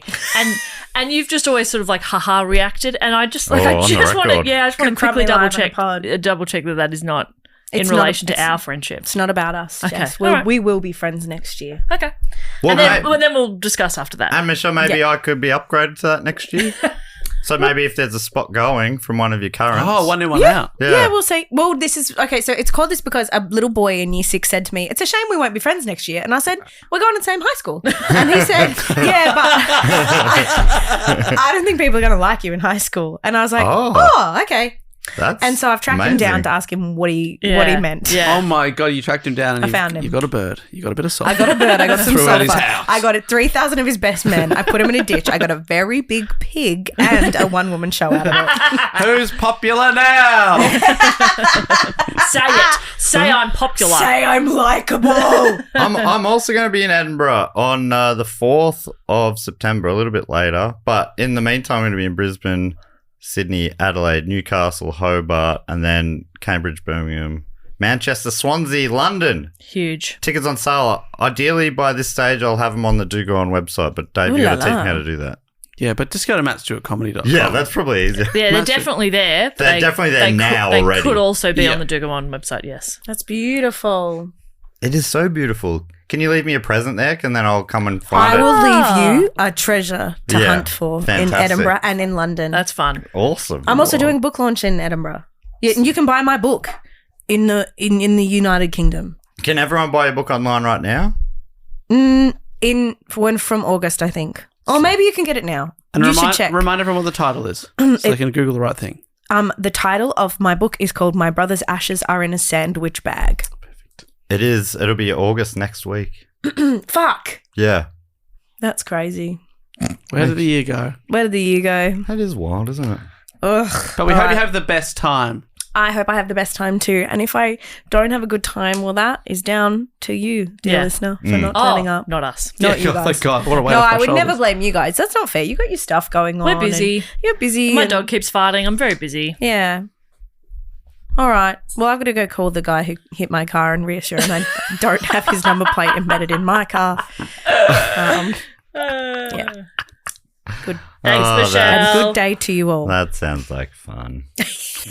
Yes, it is. Well, that brings us to everyone's favourite section of the show. As we say goodbye to Michelle, we say hello to our great supporters. And if you want to be one of these great supporters, you can sign up at patreon.com/dogoonpod and you get all sorts of stuff. You All get sorts of stuff. all sorts of stuff. You get involved in a community. That's what I'll say. Not a culter community. And We're not charming enough to be No. cult leaders. but there's you've got 4 bonus episodes a month. You've got an ad-free feed. You've got the Facebook group, which is, just what is described as the nicest corner of the internet. And actually, one of our great supporters in there, also known as the group's mum, maybe self-titled, I'm not sure, Sophie Tudor, and she sets up these swaps. Do you know about this? Heard about this? Yeah. Absolutely. They've done a magnet swap, Snack swap. snack swap. So from all around the world, she'll team you up with someone. You live in T-shirt swap. Canada. She'll team you up with someone from New Zealand and you send each other one of these things. And I got teamed up. So I entered this the last couple. I did the t-shirt swap, and I've now done the hat swap. And Oh my God. What's that crinkle? I've accepted delivery here. This has come all the way from Pennsylvania, I think. Wow. Bakersfield. Maybe it's in Pennsylvania. No, read the whole address. Amazon.com services. Yeah, so it's probably anyway. There's a Bakersfield in California. Yeah, so I think this was probably ordered online. But I'm pretty sure the man. Oh my god, Woo! what's going what on? have we got? That's a That's a D&D die. D&D die. Oh, wow. D&D. The third D's for die. Holy shit. But it's Saints colours. Yeah, which I that's like. well done. What a crossover. This is from Jason Worsner. And funnily enough, I sent him a Saints beanie. So Oh. That hat is an absolute beauty. Look Do you at reckon that. I Yeah, could- put it on. Come on. do you reckon I could get away with it? Look at this hacker. He knows his size straight away. Putting it on. Oh, fits like a glove. Like a glove. Yeah, I throw the occasional 12-sider. 12? No, I can see at least 16 on there. 6 Maybe it's a 20. D20 they call them. Yeah, the D20, yeah, familiar with it. Mate, I've thrown a few around. yeah. But embarrassingly, I only sent 1 hat, and Jason has sent, I believe, 2 hats. Wow. Wow. That's a very flat hat. Yeah, this could be something else. Oh, no, it's another hat. Wow. Oh, you a little Ziploc baggie. That's cute. That's compact. You get a free baggie. Double hat. Double hat. What does he think? I've got a really ugly top of my head? Yes. You're going to have to double hat that. Oh, yeah. Okay, what do we That's got? a nice one. This is Philadelphia. It's a black sort of worn-in look. I Yeah, like I it. like that. Can I have that one? Yeah. Good work. Yes. Jess, you're wearing a hat today. We're a very hat Because, positive I mean, pod. these We're a hat positive are... pod. These, Philadelphia is kind of like an opposition team to my 49ers. So... Ah. Oh, It not- would be a trickier hat to wear, although my cousin I like that. likes them as well. But because I've got 2. No, I don't So want your it hat. says Philadelphia, established 1933. Yeah, I like Wow. it. So it's an Eagles hat, is that I'm right? assuming it's an Eagles hat. I'm assuming the city's older than that. There is an American football on it. Oh, and you think that's a clue? Just if that was going to help you at all. Yeah, I reckon it could. Wow. Holy shit, how about How that? exciting. So, yeah, you can get involved in these kind of beautiful exchanges. And it's cultural exchanges, Yeah, dare I say. exactly, Dare I yeah. say. So hats are being swapped all around the world right now, and inside the Facebook group, you've seen a few of them pop up. Jason's posted a photo of my beanie, Nice. which is actually a member exclusive beanie. Only you have to be one of the 50-odd thousand Saints members, Really? to be able to access it. So the Saints knew that you gave it to someone who's not a member. Would you have your membership torn up? yeah, please don't tell them. I think that could be That bad news stays for me. in this room. That stays in this room, if and that's all right. whatever room people are listening That's to right. in. Stay in your room. Yes, Stay in your room. but yeah, they're just. I mean, this is a bit of fun. Yeah, it's great. Have So fun with nice. that. Great Yeah. idea. Is it gross to say that we've we created go. a community here? I don't think we have created a Yes. community. I think community has formed around the joint interest of our podcast. Yeah, it's evolved. It's something that we didn't imagine would happen. Yeah, I don't but we're think very happy to see it happen. We've not actively done this. So I won't take credit for it. I feel like I've actively done You've it. actively done it. Yeah. Yeah, Matt single-handedly, he's pledged to go out for a beer with every single listener of this podcast Yeah. around the world. Is that correct? Yeah, if they want to. Yeah. No, they don't have to, but I'm Yeah. happy to if they want to. I remember when I suggested we made a Facebook group, and you two were like, that sounds like no one would want to do that. And it turns, do you remember that? You're like, that sounds like something, who would want to be in that? And it turns out they did. Gosh, Beautiful. I can't believe I was so negative. I'm so sorry. You were like, you told me to F off. Yeah, that does sound like me. Yeah, that does sound like me too. You said if you don't get out of this room right now, I'm going to kick you out the window. Oh, yeah, no, that does sound Yeah, like and us. you yeah. left the room, which was wise because I've got a hell of a roundhouse. Sweet chin music. That's what was coming for you. Yeah. In the form of a roundhouse. That's how high I get my roundhouse. Yeah. I got to jump on a trampoline. One Wow. of those little ones or a full size one? Oh, I take a little one where I go. But if Yeah. you're standing next to a full size one, I'll use that instead of the small one. Yeah, that's fair. So that's just one of the elements, the beautiful community, the group there. But also on other levels, you get shout outs and other such things. And also, You get to vote on the topics, for instance. That's right. People voted for this topic. You get to hear about live shows before everyone else and also get discounted tickets. And let me tell you that we are cooking up a little something for the back half 2025. Just saying. Exciting. It's cooking, and I've got a tour on sale for Australia and the UK, and that was first announced to the patrons, and they've got a discount code. Yeah, so that's you right. sign up to the Patreon, and you're wanting to come to one of my shows. It basically pays for its You're first saving money. month. Is you're being paid That's right. basically. Yeah, rot the system. Rot the system that rots you. But yeah, another thing that you can be involved in is these shout outs, including if you're on the Sydney Scheinberg level or above, you get to be involved in the fact quote or question section, which actually I think has a jingle goes something like this. Fact, quote, or question. Ding dong, he always remembers the ding, she always remembers the song. And That was beautiful. if That's so you're in the Sydney Scheinberg level or on it, you get to give us a fact, quote, or question, or a brag, or a suggestion, or really whatever you like. I'm going to read out 3 of them this week. First one comes from Tessa Chilcott. You also get to give yourself a title, and Tessa's title is Supervisor of Naps and Snacks. One appreciated by my daughter more than the other. I wonder which. I personally, if Jess and I were two halves of your daughter, I'd be the nap loving Yeah. one, you'd be the snack loving one. Correct. But you also don't mind a nap. Is that fair to say? I do enjoy a nap. I'm not a napper. Right. But I love a nap. I would like to be somebody who could nap, but I can't typically nap. If I'm going and having a nap, I'm like, oh, I'm sick. Oh, right. Yeah. If you're asleep during the day, Bad you're like, news. It's kind of one of the signs of, Something's wrong. I'm unwell. Okay. Yeah. Yeah, But that I'd might be love- true for me too. Yeah, possibly. But yeah. it's just I'm permanently unwell. Yeah. Aren't we all? So, Tessa's offering a question, offering and probably even asking a question. Firstly, thank you for the podcast. It's definitely helped me recently for the laughs are needed. Secondly, sorry, Dave, about the project ending. What a short-sighted decision by Network 10. Any chance you know who took over the Instagram account? because they're doing good work. Oh, yes, the Instagram. So the project, for the people who are overseas, it's a long-running entertainment/news show that I worked on for many, many years. First as an arse prod, then a full prod. And then the last few years just part-time as the audience warm-up. So you get the live audience in, you get them pumped up. And I was doing that a couple of nights a week, so it is a very, very sad news for myself. So but mostly would you describe yourself as El Clapitano? El Clapitano, that's right. That's a line in the stand-up special that's coming out very, very soon. And yes, but a lot of good people that worked on the show, because more people than you'd think work on any TV show. Yeah, absolutely. So this one was a daily show, so there's like about 100 people out of work, so I very much feel sorry for that. And the state of media in Australia. It's just harder and harder for people to get jobs working in the industry that they love, so I feel bad about that. But that's right, because AI is filling those roles. But that's one good thing. We love artificial intelligence. But the project... We will be usurped by artificial intelligence Yeah. sooner than we think. Yes. And I think it's going to be recent. But the project Instagram and social media pages live on, and that's not AI. I do know the person behind that. So you can follow those.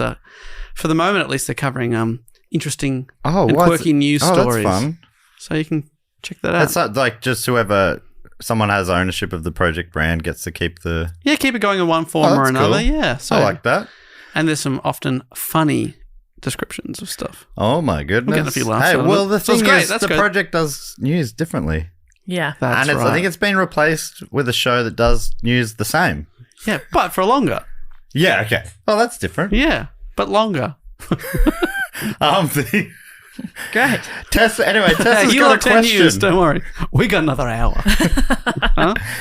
Tessa's question. I've been struggling with anxiety recently, especially with the state of the world, the US, Israel, Gaza, Ukraine, Russia, bigotry, discrimination against all minorities.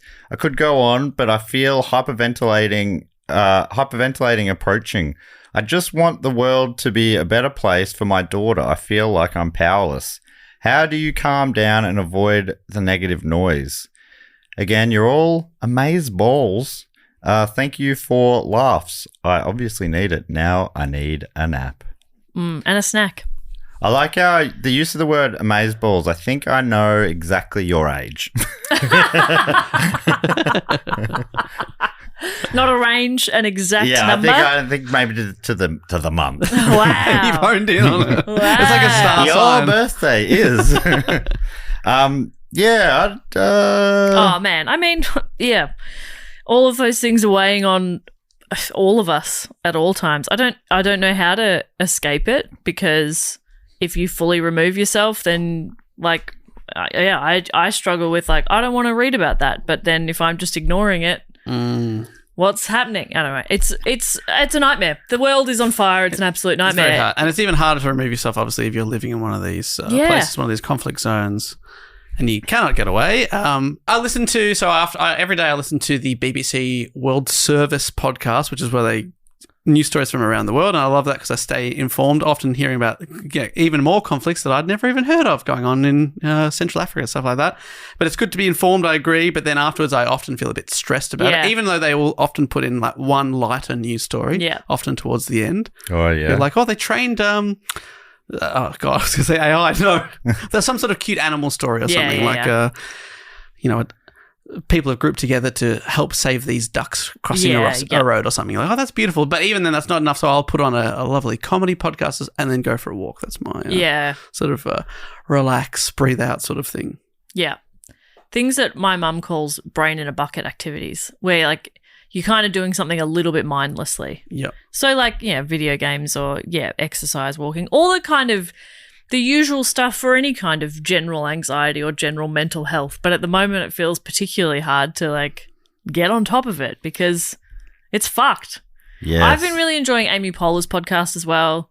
Good Hangs, because it's sort of the whole intention of it is just to be a bit of light in a pretty dark world. She gets great guests. She's very funny. And that's been very nice to sort of just go, ha, ha, ha, ha, ha, this is nice, and not think about stuff for a little bit. You just have to give yourself breaks. But you're right, you can't fully switch off from it. But sometimes you want to. That's what they want you to do. Exactly. That's how they get away with stuff. I know. But then, yeah, it's a lot. Yes. And Matt obviously just jerks off. I told you that in confidence. Yeah, but I really got Dave. He didn't tell me that in confidence because I would have laughed in your face. It was a cry for help to do. I don't know what to do. I just keep jerking off. It's the only time I can stop thinking about all the awful stuff. I just have to jerk it. Oh, yeah, okay. Fair enough, Matt. Thanks for sharing that with me, I guess. So for 38 seconds a day, I feel great. 38 seconds. Dave, don't tell on yourself, mate. All right, I exaggerate. You take 19 that long? seconds. Mate, you got to build up the Come efficiency on, there, mate. mate. Come on, mate. We don't have all day. Come on, mate. Bada bing, bada boom. You know what I mean? Yes, it's hard, but just something that takes your mind off it. I mean, something that puts a little bit of positive vibes out there, but that sometimes you sort of also feel like, am I just ignoring things? Am I just trying to be light and no, but you can't win in the darkness all the time. That's right. Tessa, you're doing great work. I think you're amazeballs. You're amazeballs, Tessa.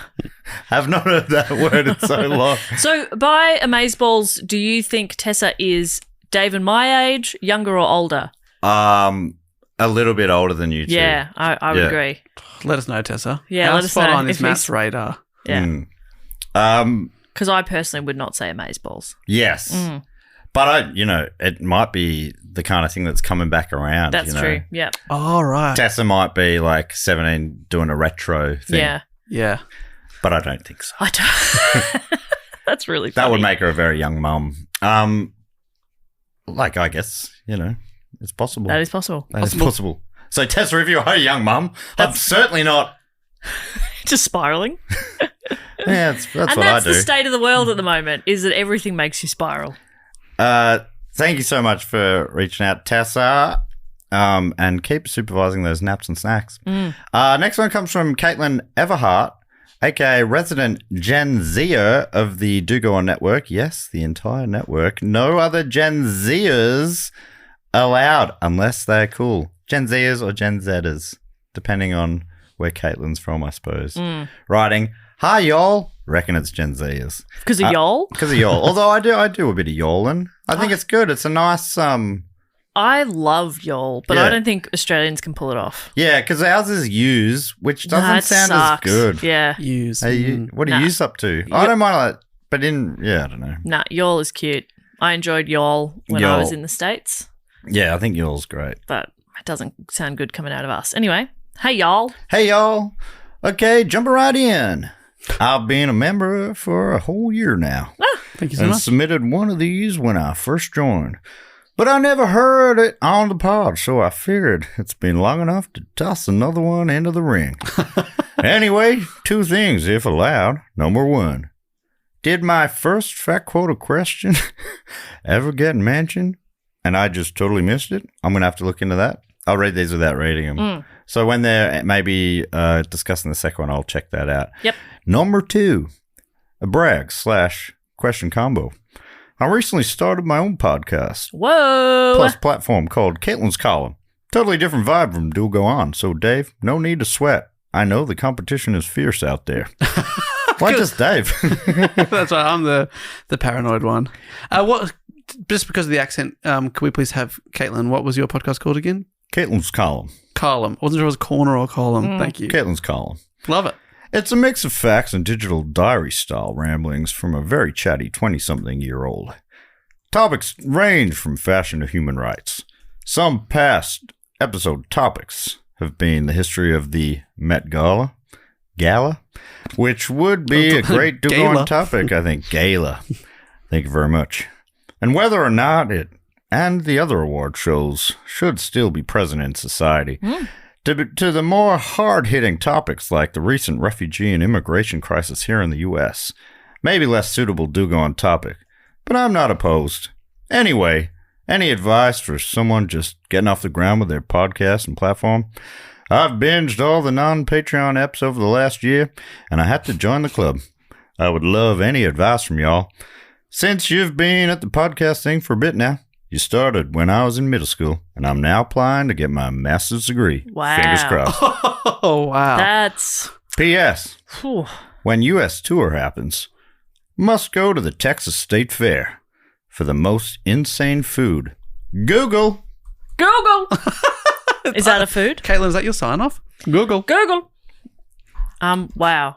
The visual there of, because sometimes it's kind of crazy to think back to when we started the podcast, and I was living in a different place, and our lives have changed, and then to think, well, it's actually been such a long time that people have finished school and college, and that's because of my age. My life hasn't really changed that much because I was already old. Boring. So, sorry, old. I mean, in your early years, yes, 10 years is a huge amount of time. We were 25. Yeah. Wow. Because I was like, to me, this is, it's not even 1% of my life, 10 years.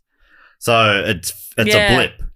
But I can see to you two where it's like, what percentage of our almost lives? It's probably about a third. Yeah. Oh my That's gosh. that's a big chunk. Fuck. Way more than half of our adult life too. Oh. Whoa. Isn't that so weird? Whoa. So I've looked it up. It looks like, and I've been wrong in the past, but it looks like, Caitlin, that you had a question read out on episode 469. Nice. Where you said, "Hi, y'all. I'm from Texas." So we say y'all. Well, there you go. Oh, that rings a bell. The y'all, that rings a bell. And we probably raved about y'all then too. Yeah. Because I did go vodka to Texas. crayons and tequila sodas. My sorority years. Wanna go? Gotta XO. Anyways, love the podcast. And have been listening for over a year now. I've put many of my friends on it as well. Please come to Dallas or Austin. I'll understand. Stay weird out there. Stay weird. 469, that was Alexander the Great for those wanting to look that up. So, but Caitlin's question was like podcast advice, right? We got really sidetracked by that. Oh, sorry. Yes.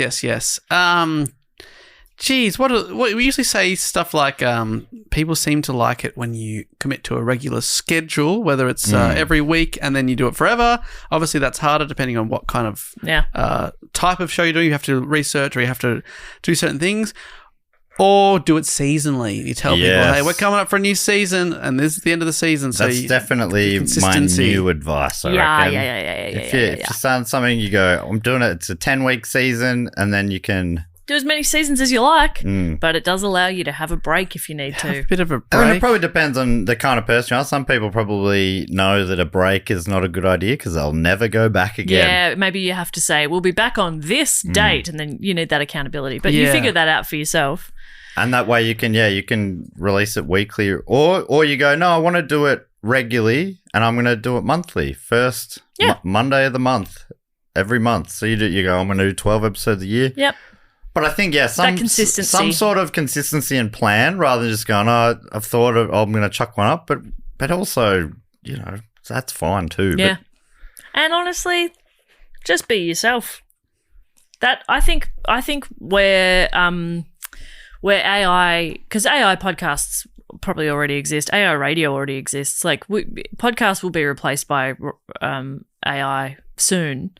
But what I would like to think will happen is that I think people actually like feeling connected to other people, right? So like, be yourself, and there'll be feedback. People, you won't be for everybody, but as long as you're doing what feels right for you, and you can take feedback and you can make adjustments. But if you're steering yourself too far away from what at the core you want to do, then it's not for you anymore.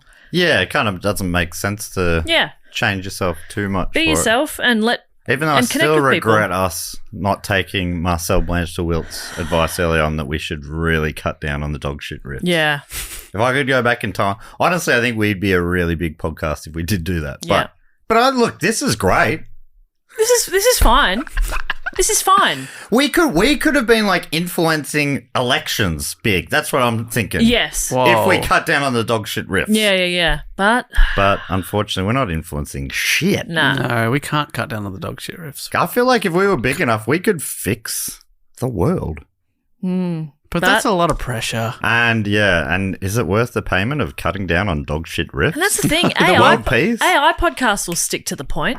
And that's where we'll differ. Someone was saying to me recently, they're like, we're not far away from entertainment having to be labeled as organic, as opposed to AI. This is real people. This is organic talking. this is an organic article.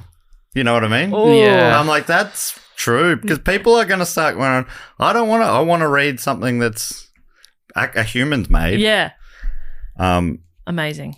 But yeah, it'd be interesting to see if that happens. But yeah, that's good. I think that's all good advice. But yeah, make sure I think when you're starting out, you make sure you're not, it's not going to become too much of a heavy workload, because at the start, you've got all the enthusiasm and whatever. You got to picture yourself in a few months' time when you're in the run of it, and you're like, oh, you just have to keep doing it. Not have to, but you want it to be the point where you're like, yeah, I'm not going, fuck, I don't want to be doing this week. You got to start it out imagining, oh, it's a tough week, you're busy, and you're still going to be able to do it. So don't make it too much work editing and preparing all those sort of things, I'd say. Especially early, because you're probably studying, working. It's a thing that's happening on the side, and you still have to live your life. Yeah, this is the center of our lives now. That's right. This is the number one thing. Else. We have nothing else. We're tethered together forever. Contractually, nothing else. Jess brought her dog in today. Yeah. Proving that Goose is number 2. Goose is number 2. There were 2 options today. We could have done the podcast at the vets. Yep. Or the dog could have come here. That's right. And that's when we found out we're number 1. I'm sorry, he has to be monitored, so he's coming with me. Yeah. The vet said absolutely not and told us to get out. And I started packing up the microphones. I said, oh, okay. And at this point, his allergic reaction hasn't come back, so he could go home. Great. So I'll send him off. All right, mate, go home. Go home, see you there. You got your key? Call him a cab. You take my dog home, thank you. But yeah, thanks so much, Caitlin. And I'm sorry I didn't realise you're from Texas when I started that accent. I'm not sure what accent it was, to be honest. It was American-ish. Very deep, too. Yeah. I reckon I got the timbre right. Yeah, that felt right. But yeah, I don't know if I got the district right. But it was fun to talk like that. It was fun to listen to you talk like that. And the last one this week comes from Logan Husky, aka Harbinger of doom or cookies, depending on if Matt can say canals properly. Ooh, well, I think I can. So, cookies. Great. Hooray! Well, he doesn't say love what cookies. I know, but I'm deciding it that you said it correct, so we get cookies. I said it the way that cookies come. All right. Logan writes, have we had this before? Under do you have a fact, quote, or question? Logan's written game. Ooh. We've had a game, I think, once or twice before, and every time we're like, more of those, please. Yeah, fun. That's fun. Okay. And it might have even been from Logan last time. Maybe. Logan writes, hi guys, I came across a pile of old Mad magazines in a secondhand bookstore the other day, and whilst flicking through them, I'd forgotten about the gems that were the Mad magazine film parody, and it reminded me of Dave's natural ability to come up with film parody titles of his own. They're porn parodies. The parody is always very specific, deeply sexual. Logan's left out a pretty key part of your skill. Parody is always, like confronting. Yeah, it makes you say, David. You can't say those words. That's how he got it down to 19 seconds. So it's with that in mind that a simple game for the 3 of you to play came to me. Guessing / improving upon the Mad Magazine film parody. Oh, fun. Okay.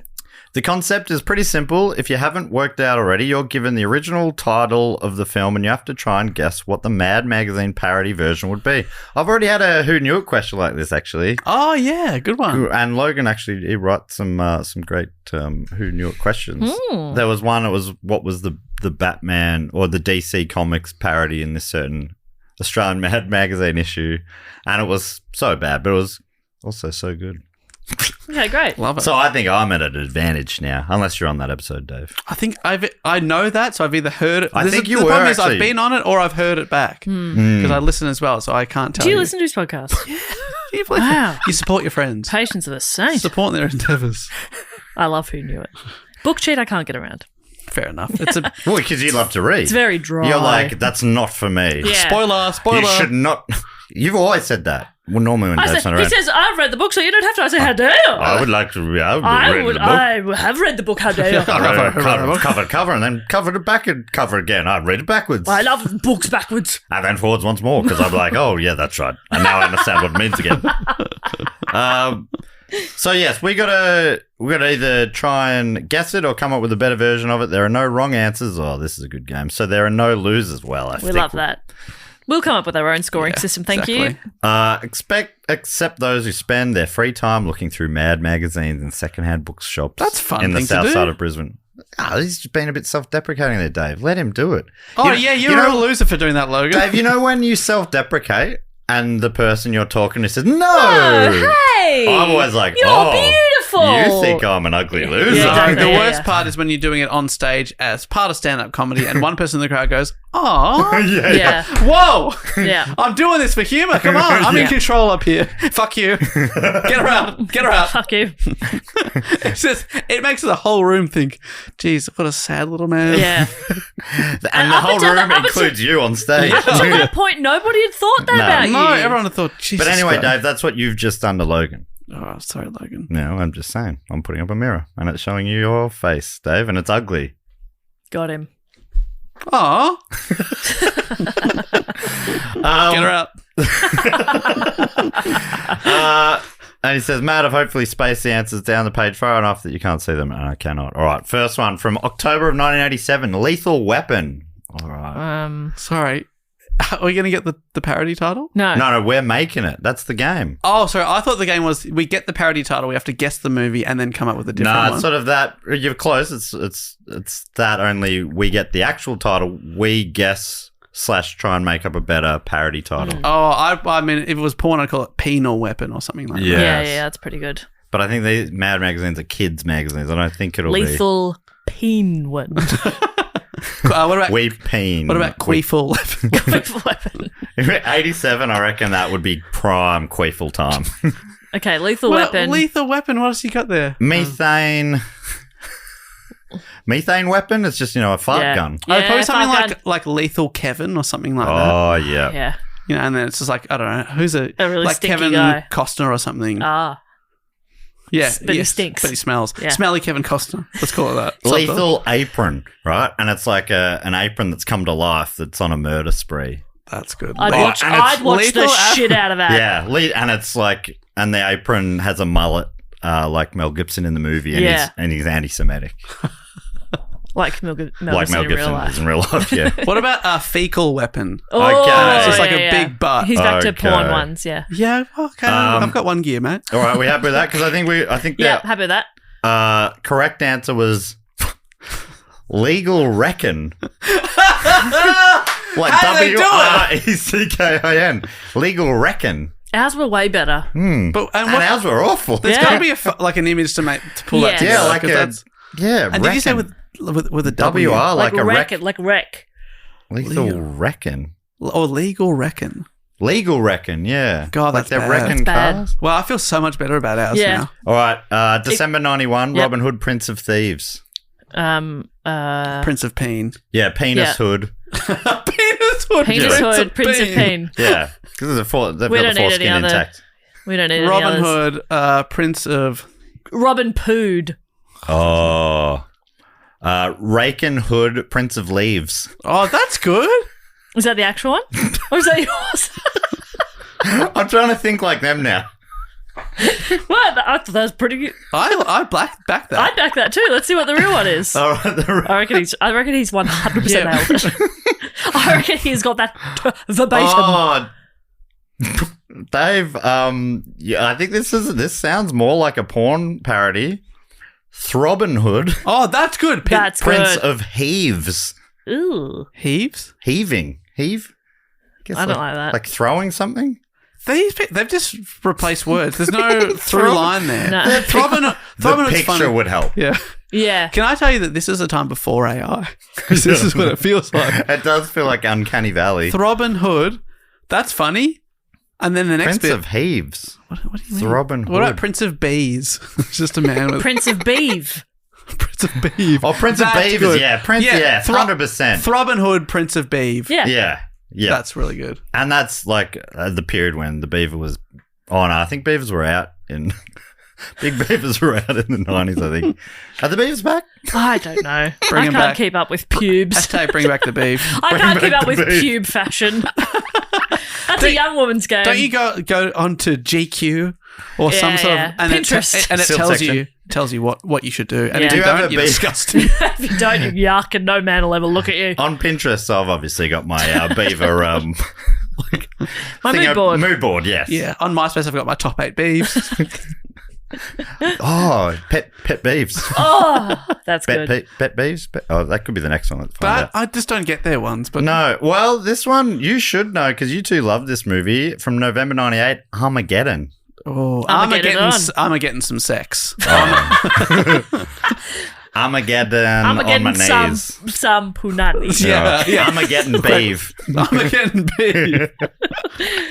It's going to be like, I'm a leg Ron or something. Oh yeah. Yeah, that's armored. I'm going to go with I'm a leg Ron. What about armor and head or something? Armor head and Oh, yeah, okay. Yeah, that's pretty good. no, but no, they go. You're right. Armored, It's armored dead frog or something like that. And you go, what the fuck does that mean? they've added a bracketed bit. Ah. So when we were doing the Armageddon out of here sort of thing, Yes. did we say something like that? Yeah, of course. Armageddon sex. It's Armageddon the hell out of here. No. That's what they. I'm a leg Ron is better. I'm a legron. Yeah. I'm a leg, comma, Ron. And then in the thing, it's like I've been turned into a leg. there's a leg with a speech bubble talking to Ron Casey, the old football broadcaster. Yeah, I think that's right. I'm a leg, Ron. I'm a leg, Ron. All the caps, like a few exclamation marks. They're panicking. I'm a leg, Ron. Turn me back to a human. I'm a leg. But it's like the super boot, Bernie Quinlan from the old footballer who's now, bonus round. Here we go. Can be cut for time if Matt hasn't had his coffee. No, I've had my coffee. From May '95, Pulp Fiction. Let's fast round, speed round. Pop diction. Oh, Cop dick, something like that. yeah. Plot friction. All right. Should we start a magazine? I think, yeah. Magazines are big. September '91, The Silence of the Lambs. Silence of the Rams. Silence of the Clams. It's a bit sexual. What about the non-silence of the clams, obviously? The Violence of the Hams. Cut it out. That's probably the best one so far because visually you could have an image. Yes. Two pigs fighting. Yeah. But like everything else, I can't even imagine what they've drawn for it. It's so bad. Well, once you see the pictures, you go, oh, That's funny. oh, that's good. That's good stuff.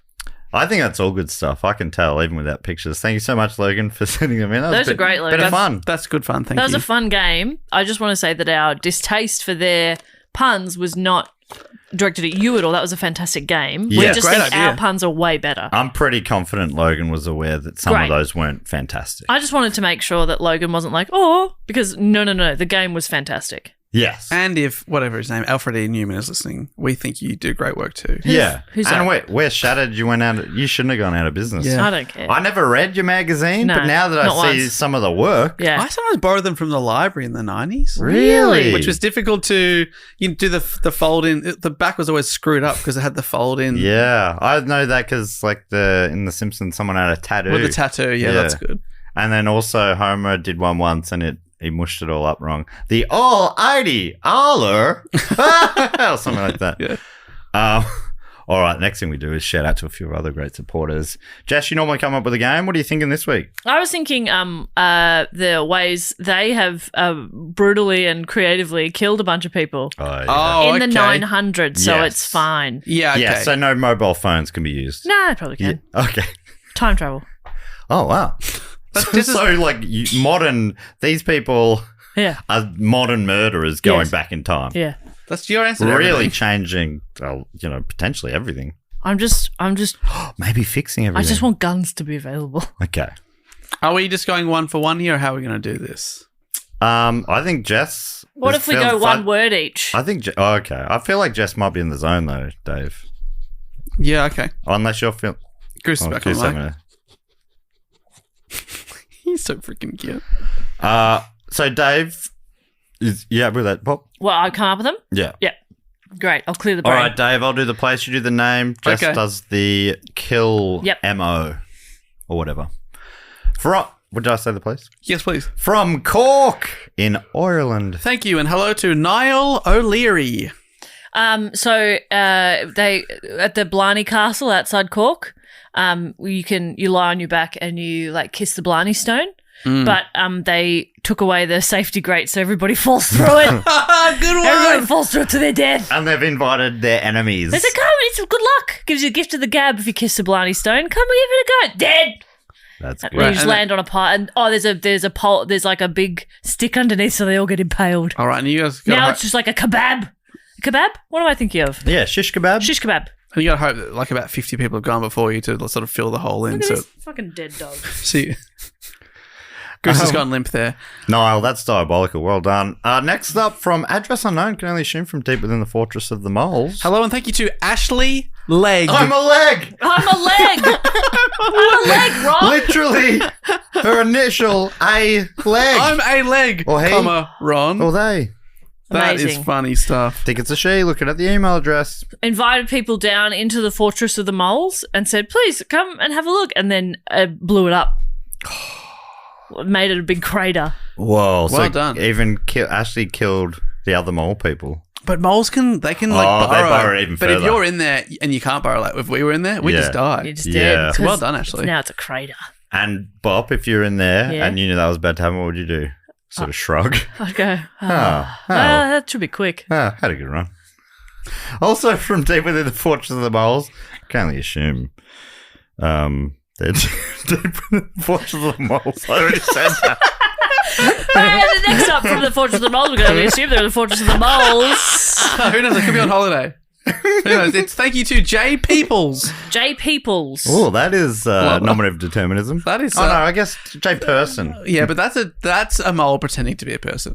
Which we Yes. appreciate. Okay, J. Peoples used a bus and they rigged a bomb to the bus. Oh. And the bomb the bus has to stay over 50 miles per hour. Oh, whoa. Or the bomb will go off. And a police officer happens to get on the bus. Really? And this is in the 1900s. Yeah, 900s. 900. And can I just ask, Whoa. is Yeah. the Californian freeway finished yet? Or is there a small section Dave, coming that's up? funny that you asked that question because no. Oh my God, because that could be really hard to jump. In fact, impossible. So thank you to Jay Peoples. Thank you, J. Peoples, you psycho killer. Next up, from Pierce in the Australian Capital Territory. Thank you to Connor B. Connor B said, like, hey, come have a look around Canberra. It's really beautiful. And then you drive around the roundabout, when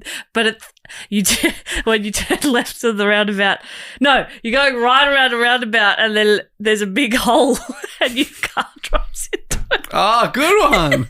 The famous Canberra hole. You Connor. go, I'm going to see the roundabouts of Canberra, and then you drive into a hole. Wow. Oh, no, I really got him. Connor B, you are diabolical. And it's quite a as deep Matt hole, so says. you're probably dead straight away. Well done. I mean, it feels weird to say well done to a murderer, but That's clever. Hey, That's hats clever, off. creative. Yeah, come on. From Smart is smart. Briar in maybe Washington in the United States. Hello. Thank you to Austin McFeely. Austin McFeely. Ooh. That sounds like that's a Mad Magazine parody. I don't Yeah. know what it's parodying, but Austin McFeely, that's great. It's an Austin Powers parody, right? But it's just like they really play up how like grabby he He's a is. bit leery. Yeah. Austin lures people to come for a swim in he's got a really huge pool in the backyard.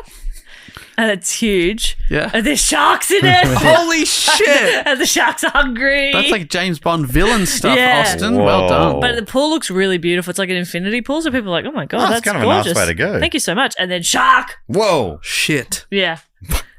Austin. Oh, that is again diabolical. From New York City, New York. It's Dominic Giardino. Dominic takes people to Times Square. Oh, great. Beautiful. And they go, oh, wow, the lights, such a sensory overload. It's packed with people and I'm frightened. And then they die of fright. Oh, wow. Does he take people with like sort of weak hearts and stuff like that? Yeah, okay. And he comes up behind them while they're looking at all the lights and has a big gong and goes like, bang! A really big gong. Whoa. Wow. And that just tips him over the edge. Yeah, that's too much, Dominic. But what an experience going out, in such an iconic location. Yeah, that's right. Yeah, beautiful. I don't think I'm good at this. You've just seen a billboard for Keeping Up with the Kardashians or something. That's what a way to go out. What a way to go.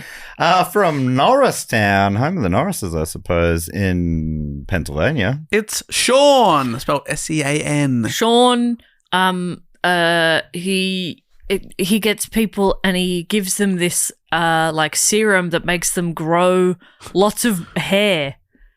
And then he shears them to death, and then they're shorn.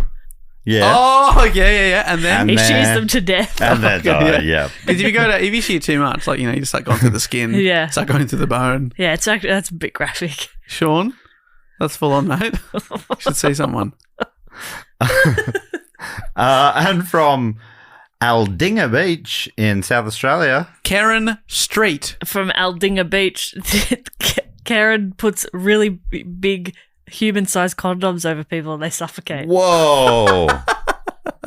There was Aldinga. Oh, wow. I think it was maybe like a Naked Gun movie or something where they got in full body condoms to practice safe sex. That's good. Does that ring a bell? I do. It does. It does feel very Naked Gun.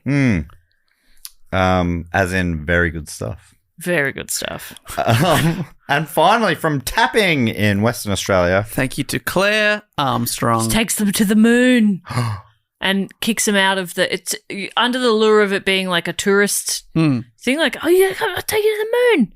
You can have a look at it, and then kicks them out without a spacesuit on. What? Oh, no. So no one can hear them scream. And they just explode. Oh, no. Yeah. They're tapping on the window outside of the spaceship. Tap, tap, tap, tap, tap. Hey, you've accidentally closed the door on me. I don't have a lot of time. Come on. You can't hear this. Yeah. And then they explode. In space, can you hear tapping? You can hear tapping anywhere. Oh, okay. Do you reckon? Yeah. It's annoying. Oh, it's so grating. Stop it. I came here to get away from that. Cut it out. Thank you so much to Claire, Karen, Sean, Dominic, Austin, Connor, Jay, Ashley, and Niall. And the last thing we need to do is welcome someone into the Triptych Club. Just one inductee this week. Dave, what is the Triptych Club? This is our clubhouse for people that have been supporting the show for 3 consecutive years. We gave them a shout out a year or two ago. And to say thank you for sticking with us, we have an honour roll here where we induct people, add their name to the wall, and they come on in, go under a velvet rope, and inside this theatre of the mind sort of clubhouse has music and entertainment and food and drink, which Jess is in charge of. Cocktails and food. Well, it's crazy that we were talking about this earlier because I have actually dug a ditch and I threw a bunch of pigs in there. What? I'm just cooking them up. I'm so excited for this. You don't eat meat. And neither do I, so I don't know how to cook it. No, I think inside this world, I eat meat in there. Do we? I think this is... Do I like meat in there? Because that's the thing is I just don't like it. Yeah. I guess you make it in a way you might like it. Oh. I like it in there. That's exciting. Yeah, and the pigs like you eating it. It's like that Simpsons thing where the pig says to Homer, the best bit's in the rump or whatever. Yeah. Okay, well, that's nice then. Yeah. Oh, I'm going to try some of this pig I've cooked up. I've just remember before I said Jason Wosner sent the hats. It's Westner.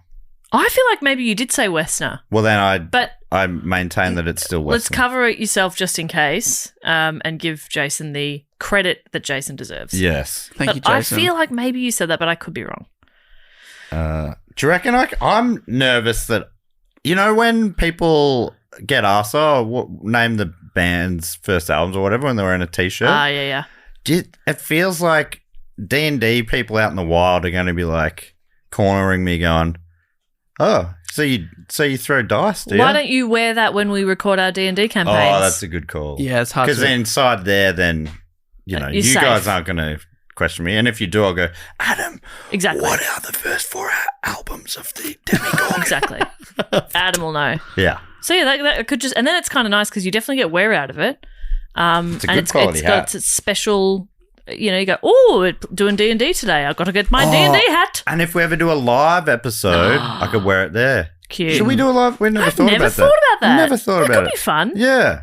People do them sometimes. We do tend to record for 3+ hours. Yeah. So we'd have to try and make it snappy. Yeah, we do. We'd like a figure out a way of doing standalone it. Yeah. small adventure. But we tend to you go, oh, it's a small adventure, but we're like, what's in that shop? Let's go in there for a bit. Yeah. I think it's on us to Maybe and then we in. could get the audience to be like, all right, whenever we're being bogged down in a place we shouldn't be, the more enough of you yell out, move on. Yes. We will. Yeah. That could be brutal if the whole room yells, move on. on. Yeah. Oh, okay. Or we let the nerdiest looking person in the audience, we go, all right, give them they've got their own mic. And we give them a little card that just says, move on. Wow. Yeah, a card, so they don't have to yell at us. And they'll be in the front row, so no one will know. So it won't be a big deal, and we'll just look down and go, yeah, gotcha. Roger so that. sorry. Yeah, we won't make a big deal of that at all.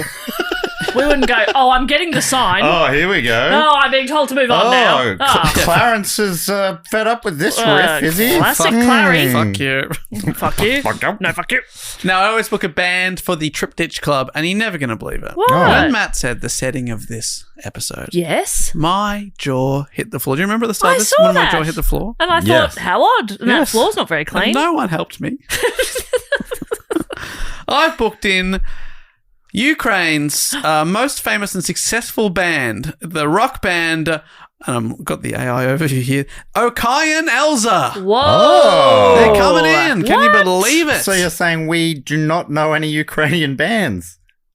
Is that right? I assumed they would have a big band, like a household name band. It's a big country. Maybe like a solo singer, perhaps Oh, like a yeah. Eurovision entrant or something that you might know. But I obviously haven't Googled famous Ukrainian bands. I've booked these people in 6 months ago, so it's amazing that I believe they are going to do some world tour shows soon. So they're performing live for us as a warm up gig. Okayan Elza, which translates as Elza's Ocean. Do you know any of these names, Jess? Jamala, Monotic, Okian Elzi, Ruslana. No. We did just name the band that I'm having. One of those was? Yeah. Okian Elzi. Had either of you heard? I'd never heard of the state that we talked about today. Kievan Rus. Had you No. heard of that? No, I hadn't. No. Yeah, it's really. I'm like, bloody hell! There's a lot of history out there. God, that's actually... We do focus a little heavily on the last 100-odd years. We can have a look back every now and then. Every now and then. Yeah. I don't want to do it too much. Feels too nerdy if you go too far back. Okay. Yeah. Oh, we're a history podcast. When we had Michelle here, didn't you feel like such a big dork talking about it? We got a cool person in, and they're like... Michelle's one of my best friends. Yeah, I feel know. like a fucking loser every day. But just to see her look at you like With that disdain. was really rough. Yeah. She's Yeah. really trying to make me cooler, but gosh, she's got her work cut out for her. God, I know. I think it's impossible, but she's too kind to yeah. give up. Especially, case in point, your two best friends are me and Dave. Oh, that was pretty cool. That's Yep. almost confirmation. I know, she did not gag or anything.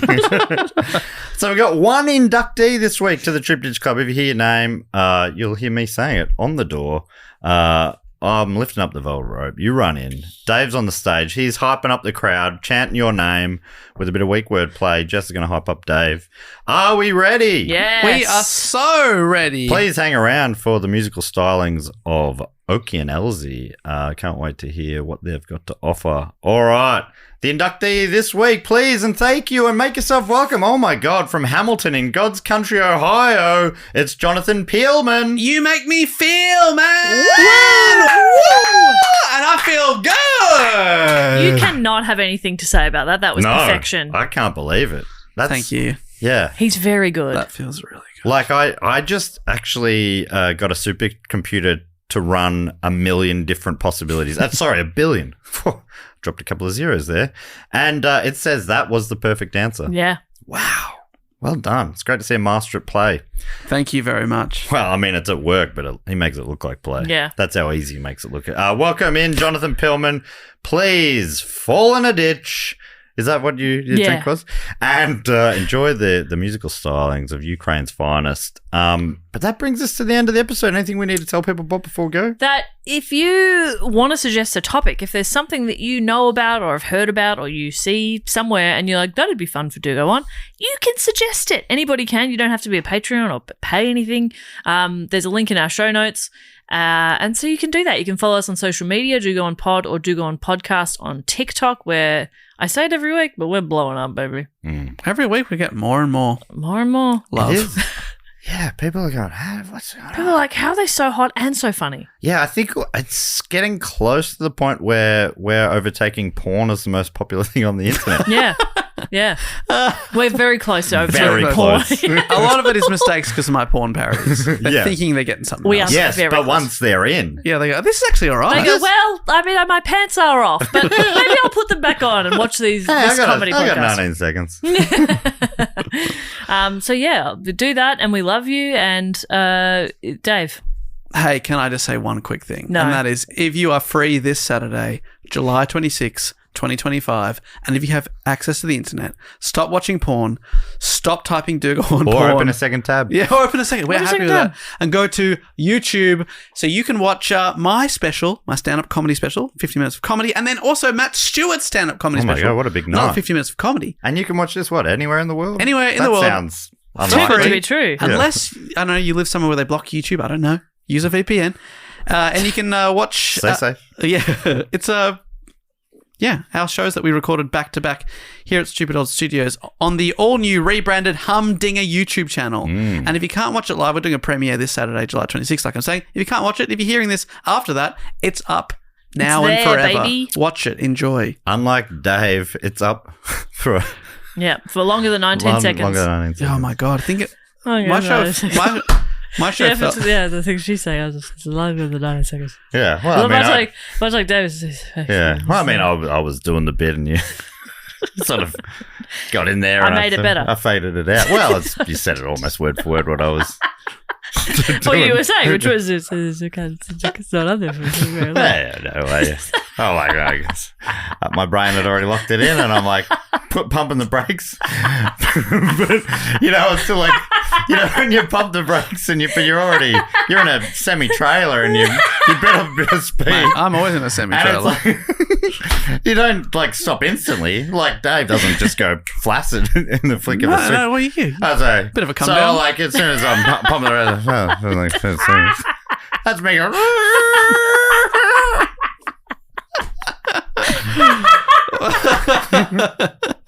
We said we've got to move the car in like 45, 50 minutes. We've got ages. Well, we've probably all got fines. We've got to go. So thanks again for listening. We'll be back next week with another episode. I've got to get out of here. Until then, thank you so much and goodbye. Absurd. We're having too much fun, buddy. Fun, Goose. Don't forget to sign up to our tour mailing list so we know where in the world you are and we can come and tell you when we're coming there. Wherever we go, we always hear 6 months later, oh, you should come to Manchester. We were just in Manchester. We were just there, but this way you'll never miss out. And don't forget to sign up, go to our Instagram, click our link tree. Very, very easy. It means we know to come to you, and you'll also know that we're coming to you. Yeah, we'll come to you, you come to us. Very good. And we give you a spam-free guarantee.